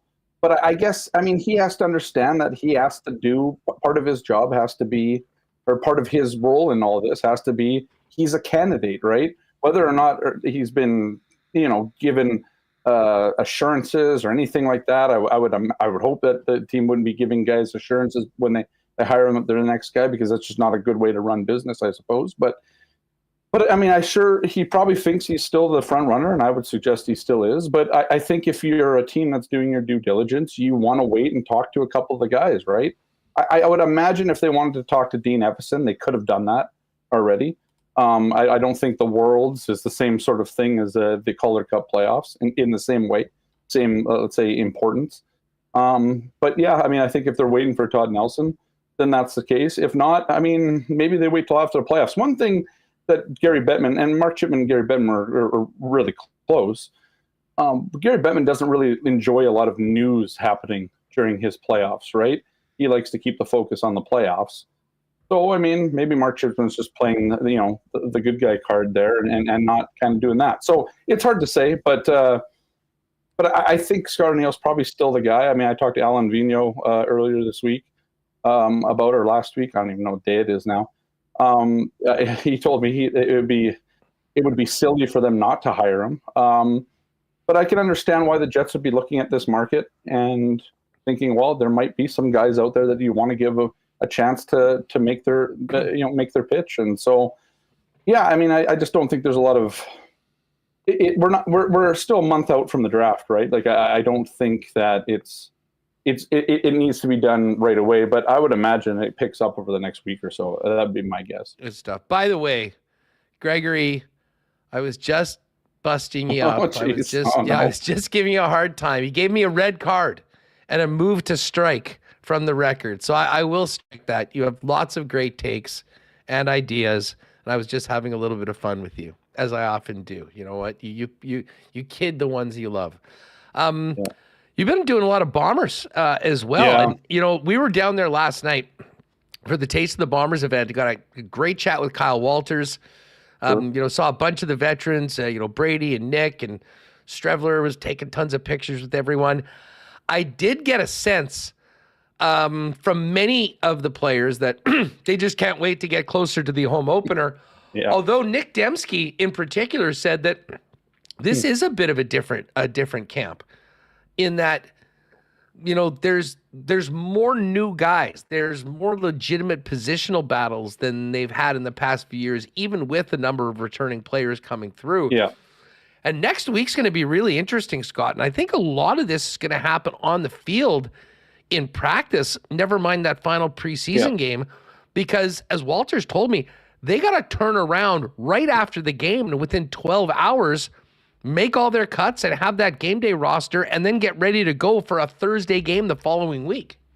Mike O'Shea said that exact same thing today, essentially. It was like, you know, a lot of, if you're waiting till next Friday's game against Calgary, you're waiting too long, right? Because it's gonna come down to a lot of practice time this week. And this coming week, they're off tomorrow, but they get back at it on Saturday or on Sunday. And a lot of the decisions are going to be made then. I mean, there's almost 24 wide receivers in camp. Like, it's crazy. And it's crazy because if you think of all the receivers that they have, Wolodarski, Schoen, Dembski, obviously, guys like Kenny Lawler, all right? This is still the most star-studded receiving core in the game. There's no one better, right? And yet they still have 24 guys, nearly 24 guys in camp. A bunch of those guys, however, are fighting for a returning job. Janarian Grant's not here. And I asked Mike O'Shea about this today because Janarian came in and he was a pretty good punt returner in his collegiate days. I played for the Ravens before then too. Now, you know, it's almost like they're trying to build a guy, you know, like they're trying to build a return.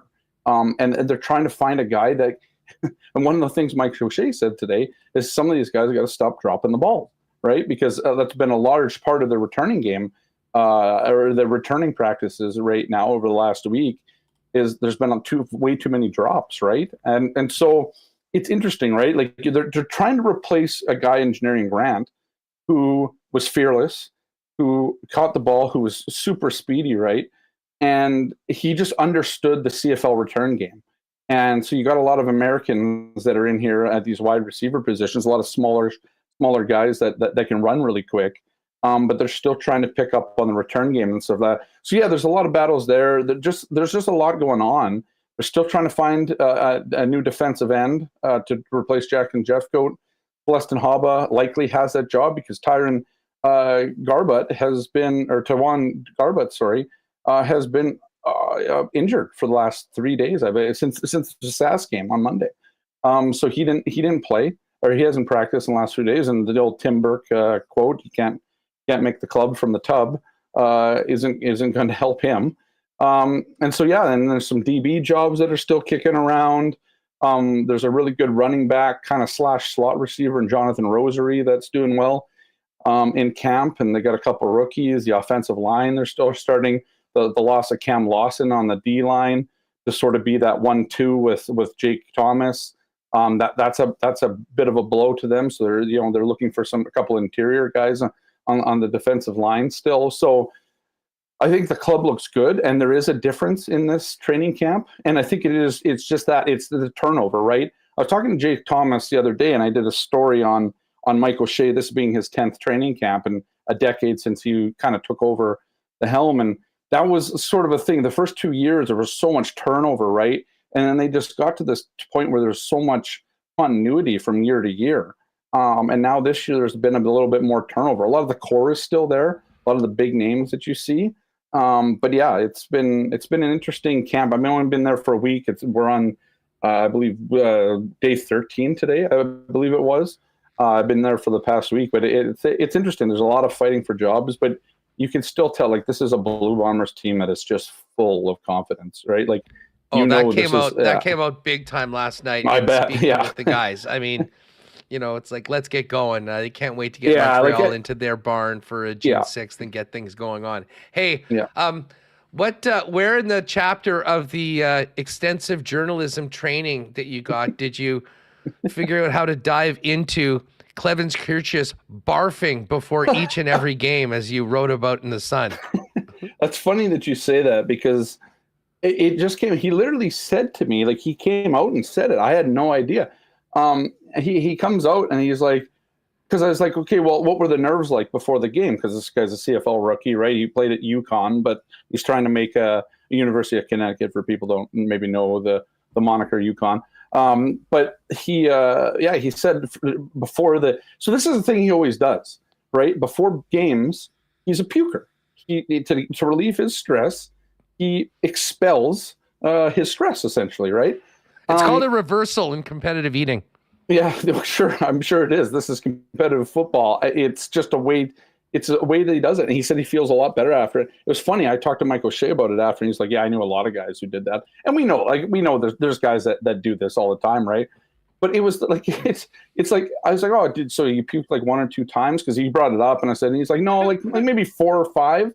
I'm like, man, you're like dry heaving at the end of it, right? Like, what are you doing? Like, so yeah, this guy, but hey, I mean, he went out, and it's funny because he goes out, then he scores a touchdown, and he's like, oh, I'm full of confidence. I'm like, oh, so what does game 2 look like next week against Calgary? He goes, oh yeah, I'll be back at it again. I'll be puking again. He's like, just something that I've done. So I'm like, hey, this is a guy who grew up in a really rough area of Montreal. So it's just interesting, right? It's just a weird sort of, I don't know if it's a dichotomy or whatever. Just a really weird sort of thing. But hey, it's the first guy I've ever had a chance to even ask questions about their pregame puking rituals. And so, yeah, I took it and ran with it. And hey, it turned out he had a touchdown. He had a touchdown in the first preseason game. Has been acquitting himself well, and going to need to have another great week to get into the game and be a part of the team going forward. Billeck, always great having you on the program. Have an awesome weekend, and we'll look forward to catching up next week. Yeah, sounds good, guys. Appreciate the time. Beautiful. As we get ready for Hacksaw, I will throw out the why not question of the day. We'll touch on this in the Coolbet lines a little bit later on, but of the 3 teams in the conference finals of NBA and Minnesota and NBA and NHL that lost game 1 on home ice, the Timberwolves, who are back at it tonight, the Rangers, who are back at it tonight, and the Dallas Stars, who get a chance to even up their series tomorrow. Of those 3 teams that lost on home court or ice in round number 1, who do you think is the most likely to come back and win their series? Let us know in the chat or on Twitter or on X, That is the why not question of the day for Not Auto Corp. But don't forget, back at the Downs on Monday, Remis and I will have our daily picks going head to head Monday and Tuesday of next week. And then the following week, it's Monday, Tuesday, Wednesday, and that will continue throughout the year. You can make an appointment for the clubhouse by calling them at 885-3000 for that incredible race night buffet and more. All the information on everything coming up this year at ASD is up at assiniboyadowns.com. And Hacksaw is coming in right away. Don't forget, Sea Bears opener tonight. 7:30 is the game. Listen, it's miserable out right now. Beer Can did not open at noon, but normally they're open from noon to midnight every day, 7 days a week. The best outdoor beer garden in the city. Amazing food from the Cosmos guys. And they're also the home of the Sea Bears after party. If you're down at the Sea Bears, and it might not be tonight if it's miserable afterwards, but they've got giant bear pong, blue lights. They've got some prizes and ticket giveaways at the Beer Can all season long. So great way to maybe walk down from Canada Life Center to the Beer Can before and after the games there. And of course, Beer Can now open for the season. If you haven't checked it out, do not wait. As soon as it gets a little nicer than it is currently in Winnipeg, get down there and make it happen. All right, it's been too long since we've had the Saw on. Lee Hacksaw Hamilton joins us now. Keep an eye out. We'll open registration for marbles in the next couple of minutes. Keep an eye on the chat. And Hacksaw joins us now. Hacksaw, I have to admit, loving that hoodie you're rocking today. Raise the Jolly Roger. the Pittsburgh Pirates. Are you as hyped up for Paul Skeens as everyone else seems to be? What a debut he's had very quickly into his major league career.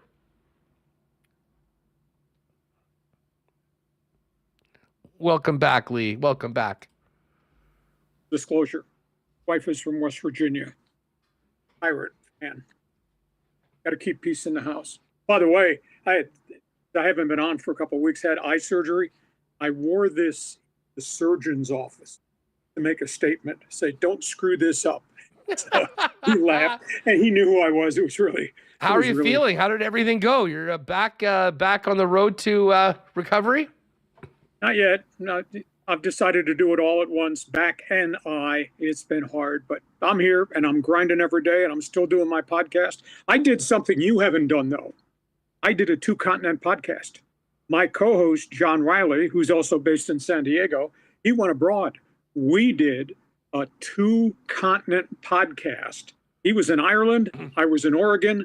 He was in Spain. I was in San Diego. We did it, and we didn't take a bullet, and we got it on. That's absolutely amazing. Well, it's funny. You know what? I can say that I have done a 2-continent podcast because for 2 weeks, Lee, Remis was here in Winnipeg, and I was in Qatar for the World Cup. Right. And I wasn't sure how it was going to work. It was like an 11-hour time difference, which really screwed me up for the entire time. But it's fun. Technology is amazing, and what you guys are doing is amazing right now. Again, folks, if you haven't already checked out Lee's YouTube channel, make sure you're subscribed there, and you know all the good stuff coming in daily at LeeHacksawHamilton.com. NFL never really quiets down, but it was a little quiet for a couple weeks after the draft, but OTAs are back right now. And listen, as always, Lee, some really interesting teams to pay attention to, even right now in OTAs before training camp gets going later on in the summer. Yeah, let's start, first of all, about the holdouts. There are holdouts everywhere. And the price tag on players, Hustler, has just rocketed. And, you know, the prime examples is what's happening across the border from you in Minnesota with Justin Jefferson. He wants $35 million a year. He wants to be the highest paid regular player aside from a quarterback. He wants more than the $34 million that Nick Bosa is getting. I don't know how Minnesota is going to be able to do 35, 37, 39, and 40 million over a 4-year deal, but that's the asking price. And because he's going to probably get that means it's going to impact Cincinnati. And they got Jamar Chase, who wants 30 mil. And they got a problem with T. Higgins, their other star wide receiver, who's refused to sign the $21 million franchise tag fee. He says, if you're giving it to Chase, multi-year deal, you got to give it to me. So that's a problem. The Jets are obviously OTA front and center. That has to do with kind of a unique situation with Aaron Rodgers and with Nathaniel Hackett, the troubled offensive coordinator, who, of course, prior to that had been a 1-year head coach who got dumped in Denver after doing a disastrous job. Evidently, the story had broke a couple weeks ago that the New York Jets tried to hire on Robert Saleh's staff an assistant head coach in charge of the offense above Nate Hackett. And that hasn't set very well with Aaron Rodgers. Rodgers said today, trust me and trust Hackett, we will fix it. But Hackett's now had 2 straight bad years as the offensive guru, first in Denver and first with the Jets. That's a big issue. And the strangest camp right now is what's gone on down in Pittsburgh. I mean, they got Russell Wilson, and they're giving him all the snaps. And they made the deal to get Justin Fields, and they're not giving him any snaps at all at quarterback. And they got Justin Fields returning punts and returning kicks. And there's talk that they might try to make him a wide receiver, which is just kind of really weird. He's got 1 year left on his contract. So we got these teams with the turmoil with the wide receivers and the price tag, and those prices are just continuing to go up. And you got Aaron Rodgers' debut. It's going to be fascinating to see as we go to training camp how some of the stuff sorts itself out. Lee, you know, we haven't had a chance to really get back to the draft. What? Well, that's because you were in lifetime mourning over the Jets. I understand that. Exactly. But we're back. I mean, we're ready for football. CFL first, then NFL. Well, I still can't wrap my head around Atlanta giving Kirk Cousins $178 million and then picking Penix at 8. And the other factor in the equation, they don't have any pass rush. And they bypassed all the premier defensive ends to take a quarterback that might not be ready to play for 2 years. And when he gets ready to play, he'll be 26 or 27. at that age limit. Now, I'm not taking anything away from Michael Penix because he was a really fine quarterback at the University of Washington. And when you have so many other needs, especially on defense, why would you bypass the top 2 pass rushers, take a quarterback after you gave all that money to Cousins? Now, Cousins initially kind of popped off, and Kirk Cousins said, don't we need players to win today rather than looking down road? Some of me says maybe this is an insurance policy in case there's more Achilles problems with Kirk Cousins, but this made no sense at all to me. And I like Michael Penix, but he was not the 8th pick in the draft. So you got that one. And then you got the whole scenario, what happened in Denver, where, they blew a lot of smoke in front of everybody. And then they elected to take Bo Nix at number 10 out of the University of Oregon. Of course, they got a real quarterback mess there. And the question is, the reputation was he was a great systems quarterback with the Oregon Ducks, but that's making short throws and being accurate and getting the ball out of there. But, what about his accuracy deep? What about his ability to read defenses under blitzes and all that? So I think that was a little bit of a surprise call at number 10 to take Bo Nix that high. However, Peyton Manning said yesterday, because Manning was in Denver, he says that Sean Payton's ability to develop quarterbacks and just see the man and fit the system to the man's skills, he thinks Bo Nix is going to do really well in Denver, even if he is strictly a systems quarterback. So those 2 draft picks, I think, were the most surprising at 8 and 10. The other one, Arizona's got holes everywhere on their roster. Now, it sounds crazy to say, how can you be critical of anybody drafting Marvin Harrison out of Ohio State because he's so gifted? But if they had taken that 4th pick that Arizona had, Hustler, and they dropped down and traded it once or twice, they could have wound up with multiple 1s, multiple 2s, and could have filled all the potholes they have on their roster. Now, Harrison will go in there with Kyler Murray, but they got O-line problems. I don't think they got quality running backs. I think they got defensive problems. And that was a bit of a surprise that they didn't trade out and try to stockpile a whole bunch of things. And I think the most unique thing was we had heard going into the draft, and you and I talked about this just before you went into public mourning with the Jets. We had talked about Minnesota, and they had those 2 number 1 picks, and they didn't have to trade both of them, and they got the quarterback they wanted, which I thought was pretty impressive. And I do think J.J. McCarthy, linked with Kevin O'Connell as the head coach and the creative X and O's guy, I think that's going to be interesting to see. So it was an offensive draft. I think we had 22 offensive players taken in the first round. That's never, ever happened before. So, but there were some why'd they do that moments, at least in the first round of the draft. Yeah, you mentioned, it was a run of, I think, 14. The first 14 picks were all on offense, which was, unprecedented. Quickly on Minnesota. The other factor in the equation was the week before the draft, the last time you and I chatted, there were rumors that there were 8 trade proposals in the first 15 picks, and it was only one significant deal. And I asked some NFL executives why that happened, because there are always rumors out there, and a bunch of them come true. And they said the price for guys to trade from 10, 12, 15, the price to trade up was way too steep. And the teams that had those high picks, the price to drop as far as they'd have to drop was not good. You did not want to go from New England at 3, Arizona at 4, Chargers at 5, and drop to 15. It was too steep a drop. So the price tag going up and the loss you take going down is the reason why those trades did not happen. Hey, just on the Vikings. So they get J.J. McCarthy, their quarterback of the future. They've got Darnold on a 1-year deal. How do you see this playing out this season? Is it going to be Darnold to start, and if he plays well, it's his for the year, or is he basically just keeping a seat warm until they feel that JJ's ready to go out and live bullets? I think he's the guy to start, but JJ will play. Whether he plays real early remains to be seen. Darnold is a great physical specimen, but if you watch how he plays in live fire action, you keep telling yourself, why did he throw the ball there? Or why did he break containment and try to scramble rather than stay in the pocket, go through his progressions? He's just never advanced. Now, maybe that's got to do because it was such a wretched situation with the offensive line and the New York Jets and not having enough skill guys. I do think Darnold, with experience reading the playbook and having played some in the NFL, though his stats aren't real good, I think he'll be the starter. I think JJ is the guy. I do think, though, that Minnesota really helped themselves with the draft because they got McCarthy, and then they got the pass rusher that I really liked. I thought Dallas Turner from Alabama was going to wind up going to Atlanta, sitting there at number 8. I think the first two guys they got are really good. The cornerback they got from Oregon, Kyrie Jackson, is really good, and they got themselves a stud tackle from Oklahoma. So I think the Vikings, but they have holes lots of places, and they have salary cap issues. I think the Vikings have themselves a pretty decent draft. Lee, before we go, the schedule came out. Always fun to see, where your team's playing, when you might be able to get to a game.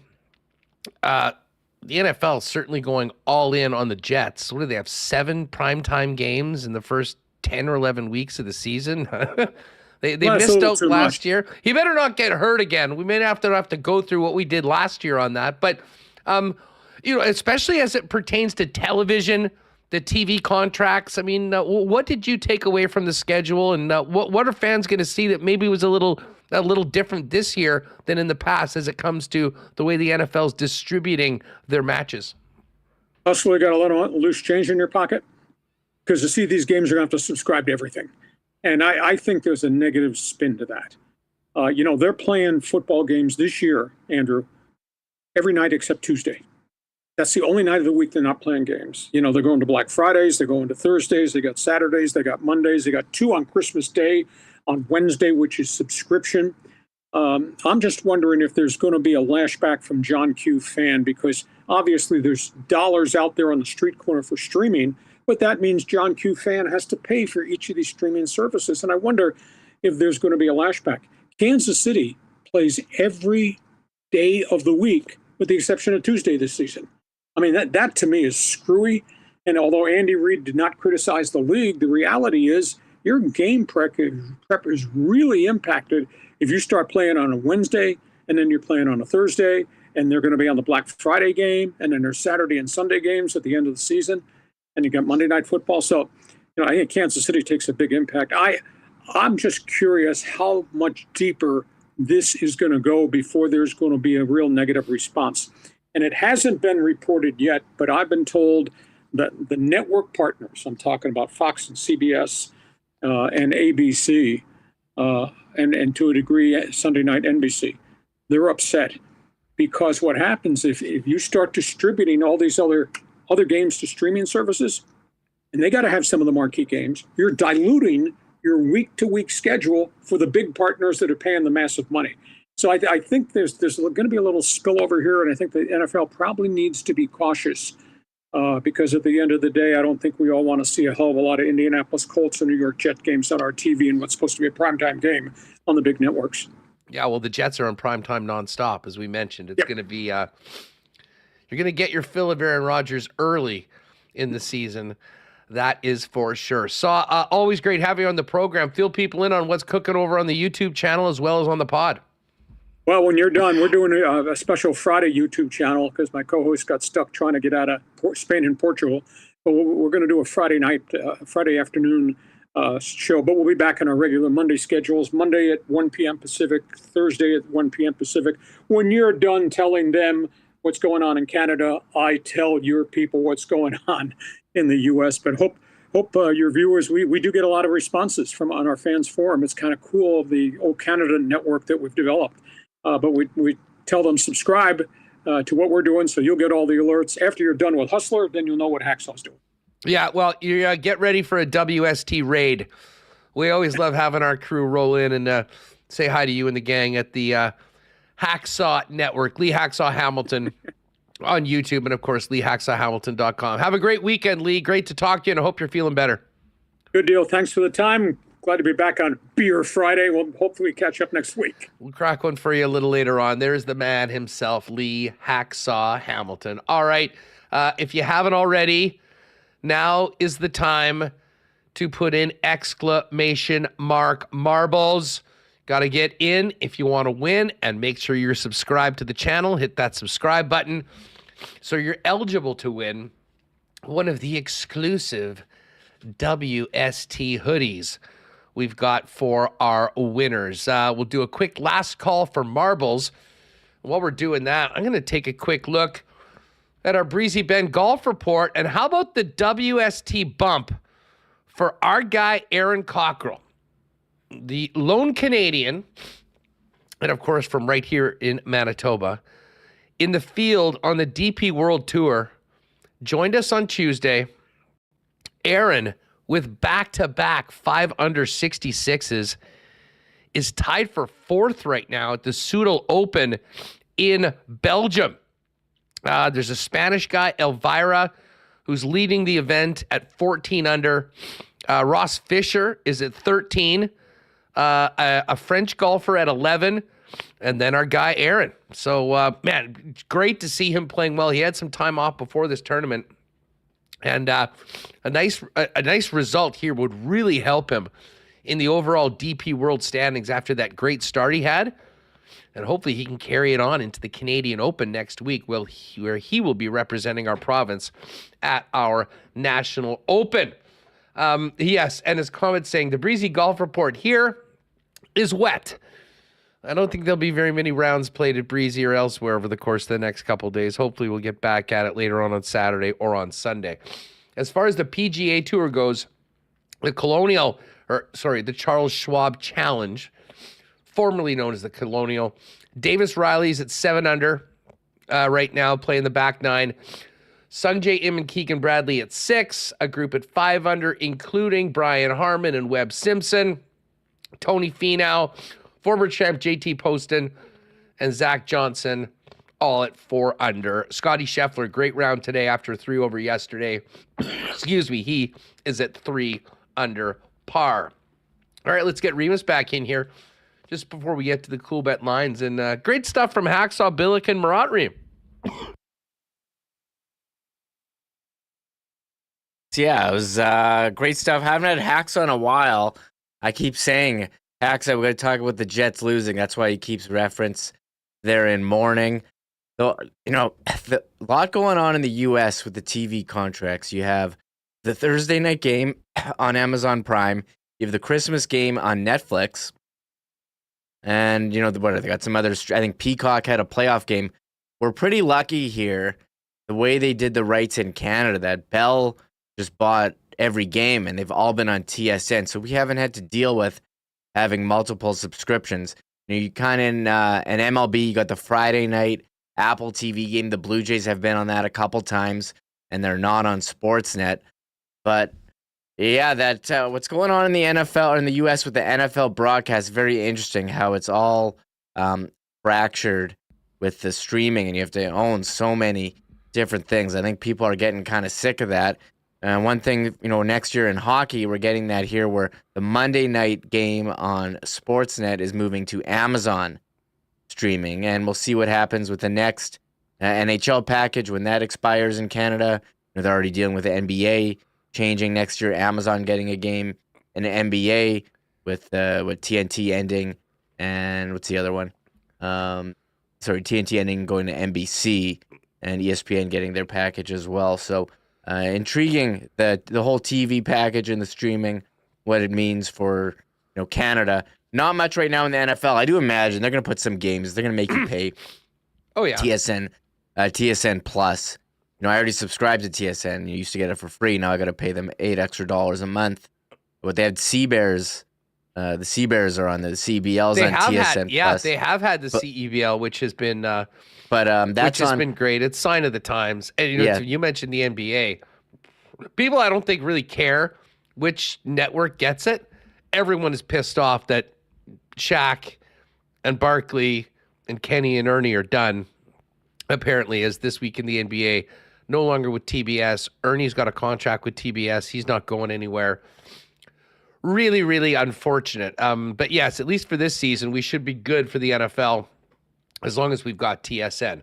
All right, Remo, while you can close up the marble entry, I'm going to get over to the Coolbet lines.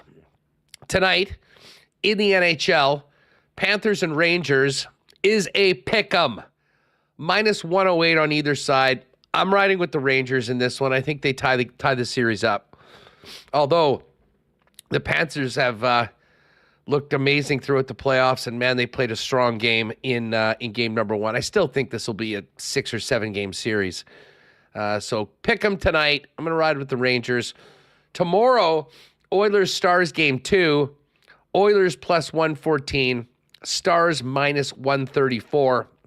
And if you do still like Dallas to win the series. Now's a great time to get in on the Stars for the series bet. Dallas was minus 133 starting like before they dropped the puck last night. After losing game one, it's flipped. Dallas is now plus 155 and the Oilers minus 192. So again, if you like Dallas, this is a great time to jump in on that. I'd say the same thing about the NBA playoffs. Tonight, the T-Wolves minus 227 home favorites. Dallas plus 190. T-Wolves were a big minus 179 favorite for the series. They're now plus 131 after going down 0-1 on home court earlier on.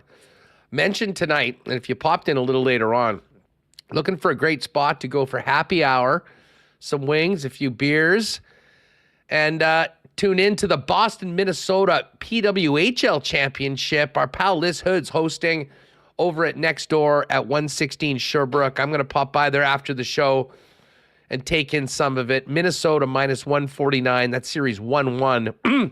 Boston plus 112.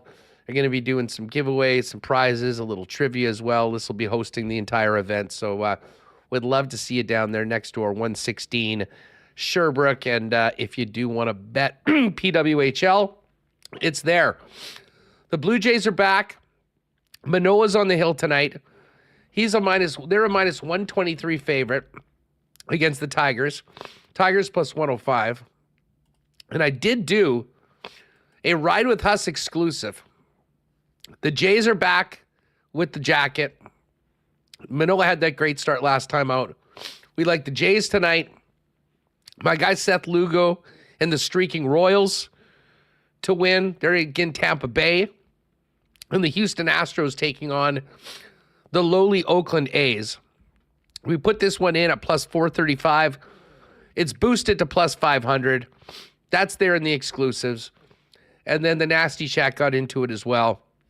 Timberwolves to win, Royals to win, and Vincent Trocheck, 3+ shots on goal, boosted to 4-1. If you haven't played a Coolbet before, use the promo code WST for a 100% bonus, up to $200 on your first deposit. And join myself, Dustin Nielsen, Monday to Friday at noon before WST over at Edmonton Sports Talk on their channel. All right, it is marbles time. Remis, before we get to marbles, we know what we have to do, and that is hear the dulcet tones of our good friend Tristan Rivers music with the weekly marbles theme here on WST.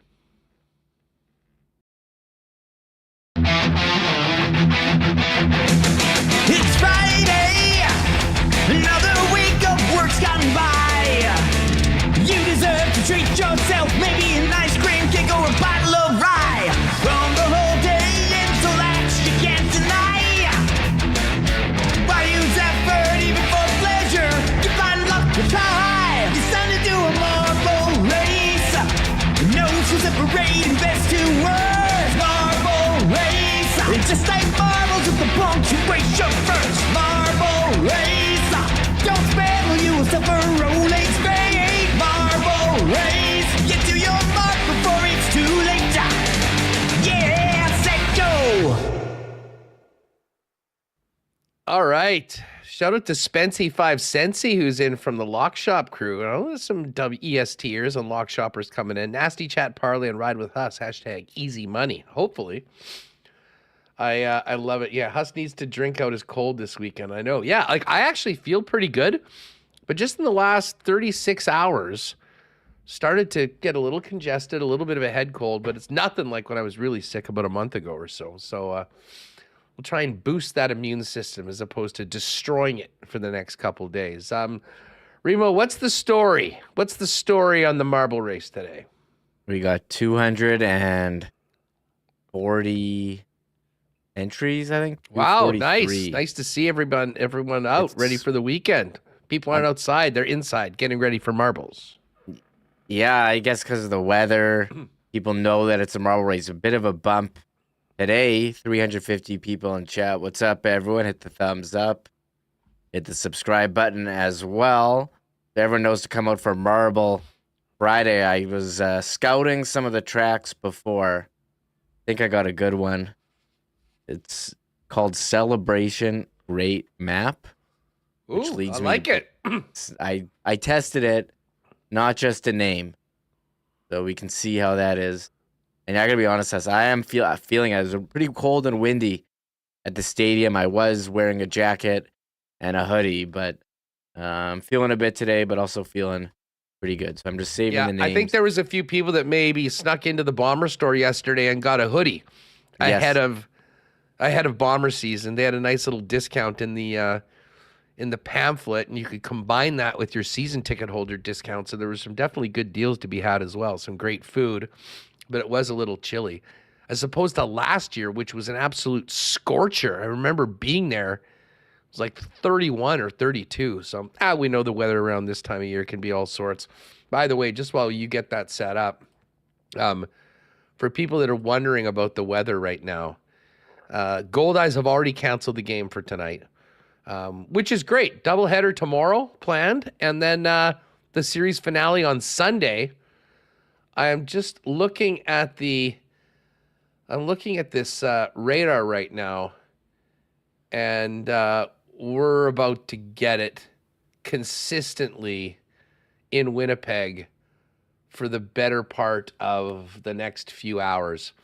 And south of us, I'm just looking at Environment Canada. So right now, so yeah, I mean, it's now fully raining here in Winnipeg. We're into the green. It's going to get heavier probably in about 45 minutes or so. And there's a system, or a system of much heavier rain in and around St. Malo right now, as well as Morden, Altona, Winkler, and Emerson. And the way this system is coming through kind of looks like it's going to pound us for the next little while. Tomorrow's not going to be particularly nice. 9 degrees, cloudy with showers. Hopefully they'll be able to get those games in, either that. But Sunday, 17, sunshine outside.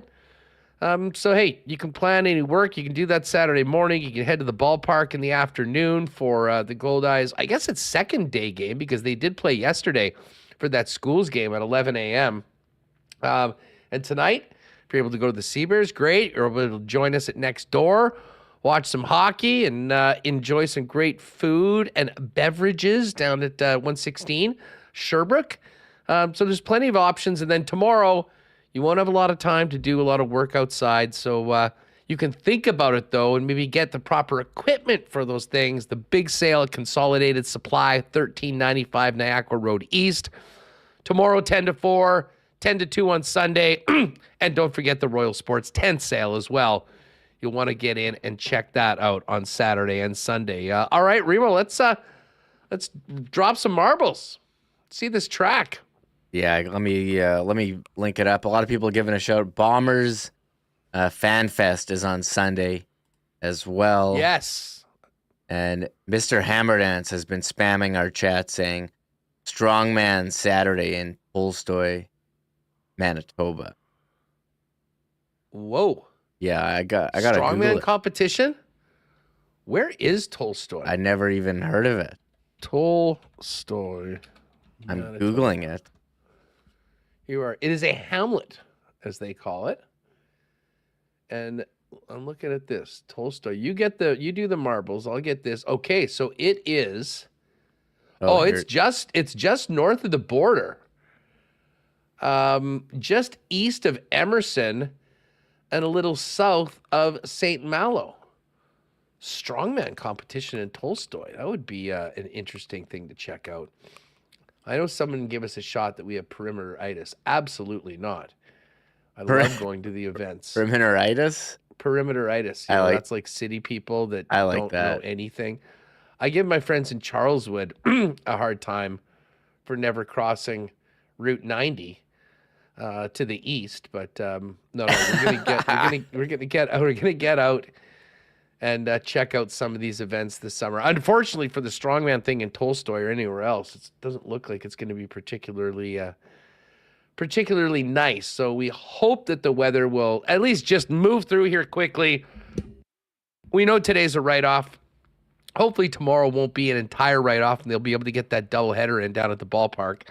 And then by Sunday, hopefully there's not so much water that we can actually get out on the golf courses, especially at Breezy. But they've got some great irrigation. And if you have irrigation needs, that's Consolidated Supply. Again, big weekend over there. All right, we got this tracker one. I got it ready. Yeah, it's Sea Bears tonight, Huss. And a lot of those games, actually, I have the CEBL Plus. It was free, so you can stream that on the computer. But they've been on Game Channel. You get that. So they were showing. I watched a bit of Vancouver last night. I'm all in on the CEBL, Huss. This is me too.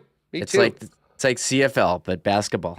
Oh, by the way, just before you do that, we finished the Coolbet lines. I forgot CEBL is also up, and I know I took an L on the Sea Bears in the first game, but I think the bookmakers got a little spooked by the Sea Bears losing that game to Saskatchewan. Saskatchewan was 22-1 to win the championship. They're now plus 1050, so their number went more in half. And the Sea Bears went from plus 375 to win to plus 660. Whoa. So not a bad time to get in on the Sea Bears. I think this team's going to be really good. The number probably will come down after tonight when the Sea Bears have a big win. They're taking on the defending champs, the Scarborough Shooting Stars. And the Sea Bears are a 1.5 point favorite and minus 132 on the money line. So I will be making a little wager and trying to get back to 1-1, much like the Sea Bears are going to look to get 1-1 tonight. All right, let's do this. The Celebration Great Map, another new, and it looks like everyone's got a volleyball instead of a marble, which is an interesting look, or rugby ones. Yeah, and Rugby this one's got one of those crazy finishes where you don't go into the cup. You got to hit like a target. So All right. Watch out for that, and we're gonna watch. And the Sea Bears are learn. slight favorites too tonight, minus 1.5. Huss, that's pretty good. Yeah, exactly. We've got to get that win. I think we're getting a better number because they got a little spooked by the fact that they lost the first game of the season. No big deal. Let's get back to 500. Move forward, like we talked to with Coach Taylor yesterday. All right, there will only be one winner. Good luck to all of you. Drop the marbles on WST. Oh, wow, this is cool. The gold track. I don't think we've ever had a gold track before. Looks like a brass instrument, if you will. All right, who's coming down first? Ryan Kernicki on one side, Candace Jane on the other. Candace looking good. Julian Labossiere right behind her. Oh, there's Amanda, always in the mix. Proud owner of a WST championship marbles hoodie. All right, what do we got here? Some sort of a Plinko operation heading into another funnel. Candace, first in.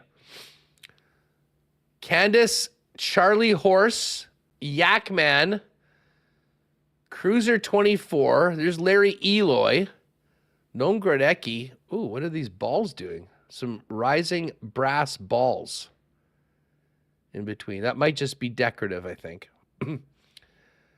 Candace, still in first place.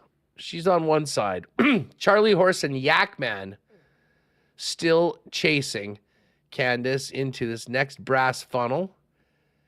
And now cruising down the side. I think Candace actually has a great line right now. And Candace is now into this next part. What is this? Some sort of a wheel. And that's pushed her down. Still in first place. Very, very impressive performance so far for Candace Jane. Now, can she get through first of this obstacle? Yes, she can. Into second is Keith B. Cruiser 24 as well. I like these big spinning cylinders. Again, can anybody catch Candace? Or will Candace go just about wire to wire?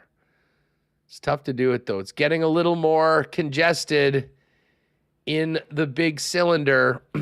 Who's going to get out first? We will see. I see Spency's in there. All right, it's a free-for-all right now. Amy Weeb is first through. Keith S. and Candace Jane as well. So Amy, Keith, and Candace, all right there. Though Candace with a big push, retook first place. Now she's getting blasted through, and Candace is the winner. Well done. Very deserving winner. Candace is always here. Candace actually, I believe, did much of the art for the videos, or all of it actually, for the Tristan Rivers music theme songs. We always give Tristan so much props. Well, Candace deserves props as well. And now Candace, officially a champion in the marble race. Here we go. Just firing off. I like this one, though. This is a great track. We need to remember this one, Remo. Celebration, great race. Here's everyone getting blasted through.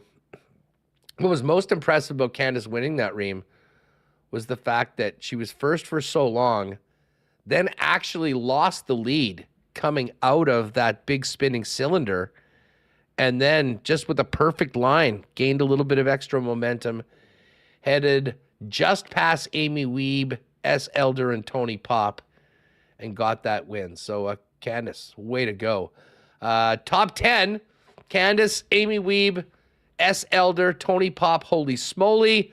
6th is Felix Petcal. Atomic was 7th. Rob DePape, 8th. Official Walks, 13, 9, and Keith S., 10. Let's roll through, see where everyone else fits. Oh, I forgot to put you in. I'm sorry. Oh, my bad. Sharon, I didn't get in this week.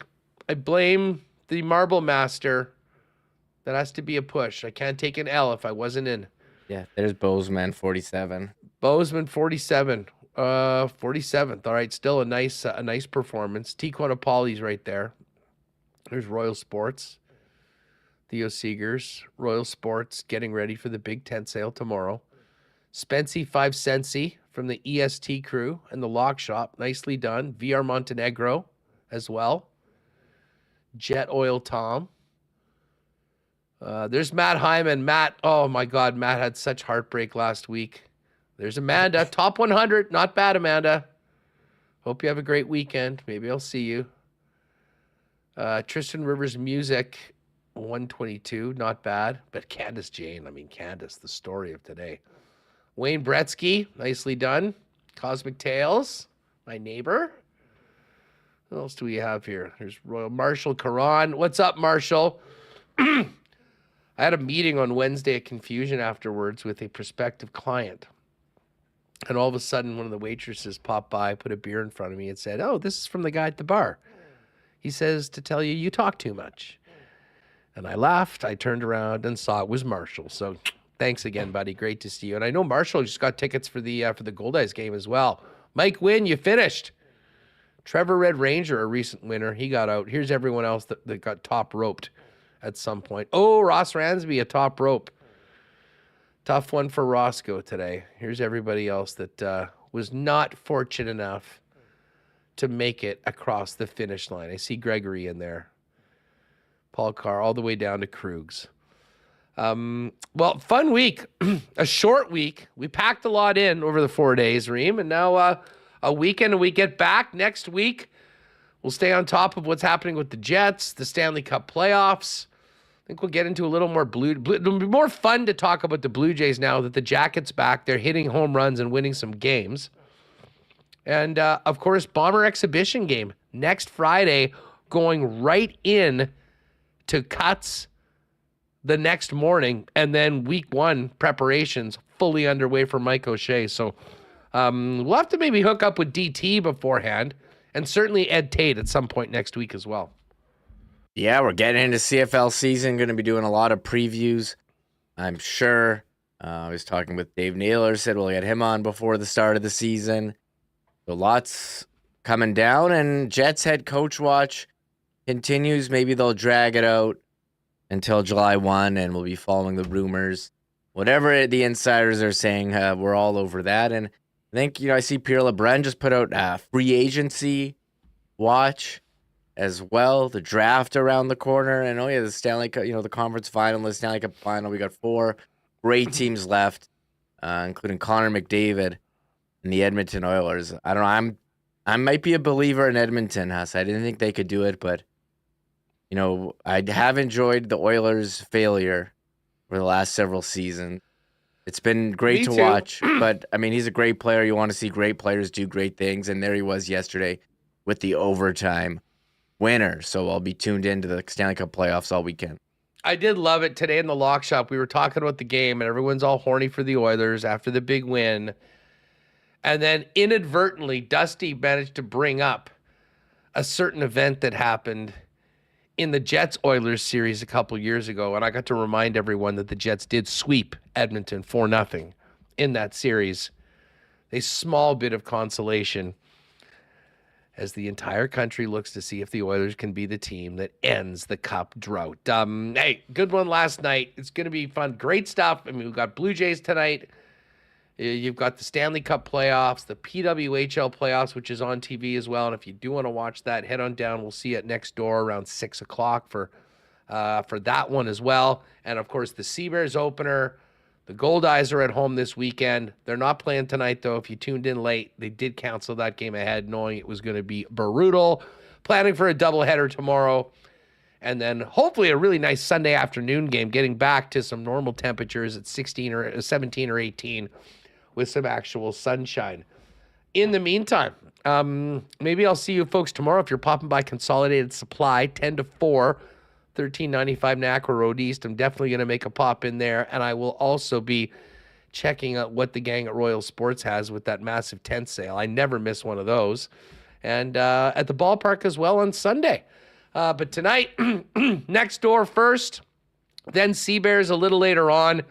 So again, if you pop by, much like last night, it was great to see so many people at Taste of the Bombers event.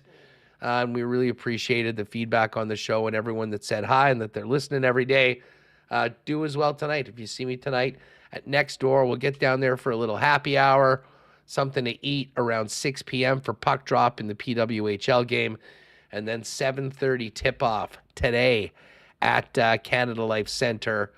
I'll be courtside down at that media bench, and I'm really looking forward to getting back for game 1 of year 2. And, of course, we'll be all over it. Don't forget, if you haven't yet done it, get your Gold Eyes tickets for the WST patio party on June 18th. Tickets are going real fast. There's a link at winnipegsportstalk.com and a link in the description of this video. Thanks to all of our sponsors that make the show happen each and every day, and all of you for joining us on this Friday. Have a great weekend. Stay dry. We'll catch you Monday live at 1 p.m. on YouTube and just afterwards on your podcast feed wherever you get Winnipeg Sports Talk. Adios, folks. Oh, my God. Oh! Shut it down. Let's go home. Thanks for tuning in to Winnipeg Sports Talk Daily. Make sure to subscribe on YouTube and your favorite podcast feed at winnipegsportstalk.com.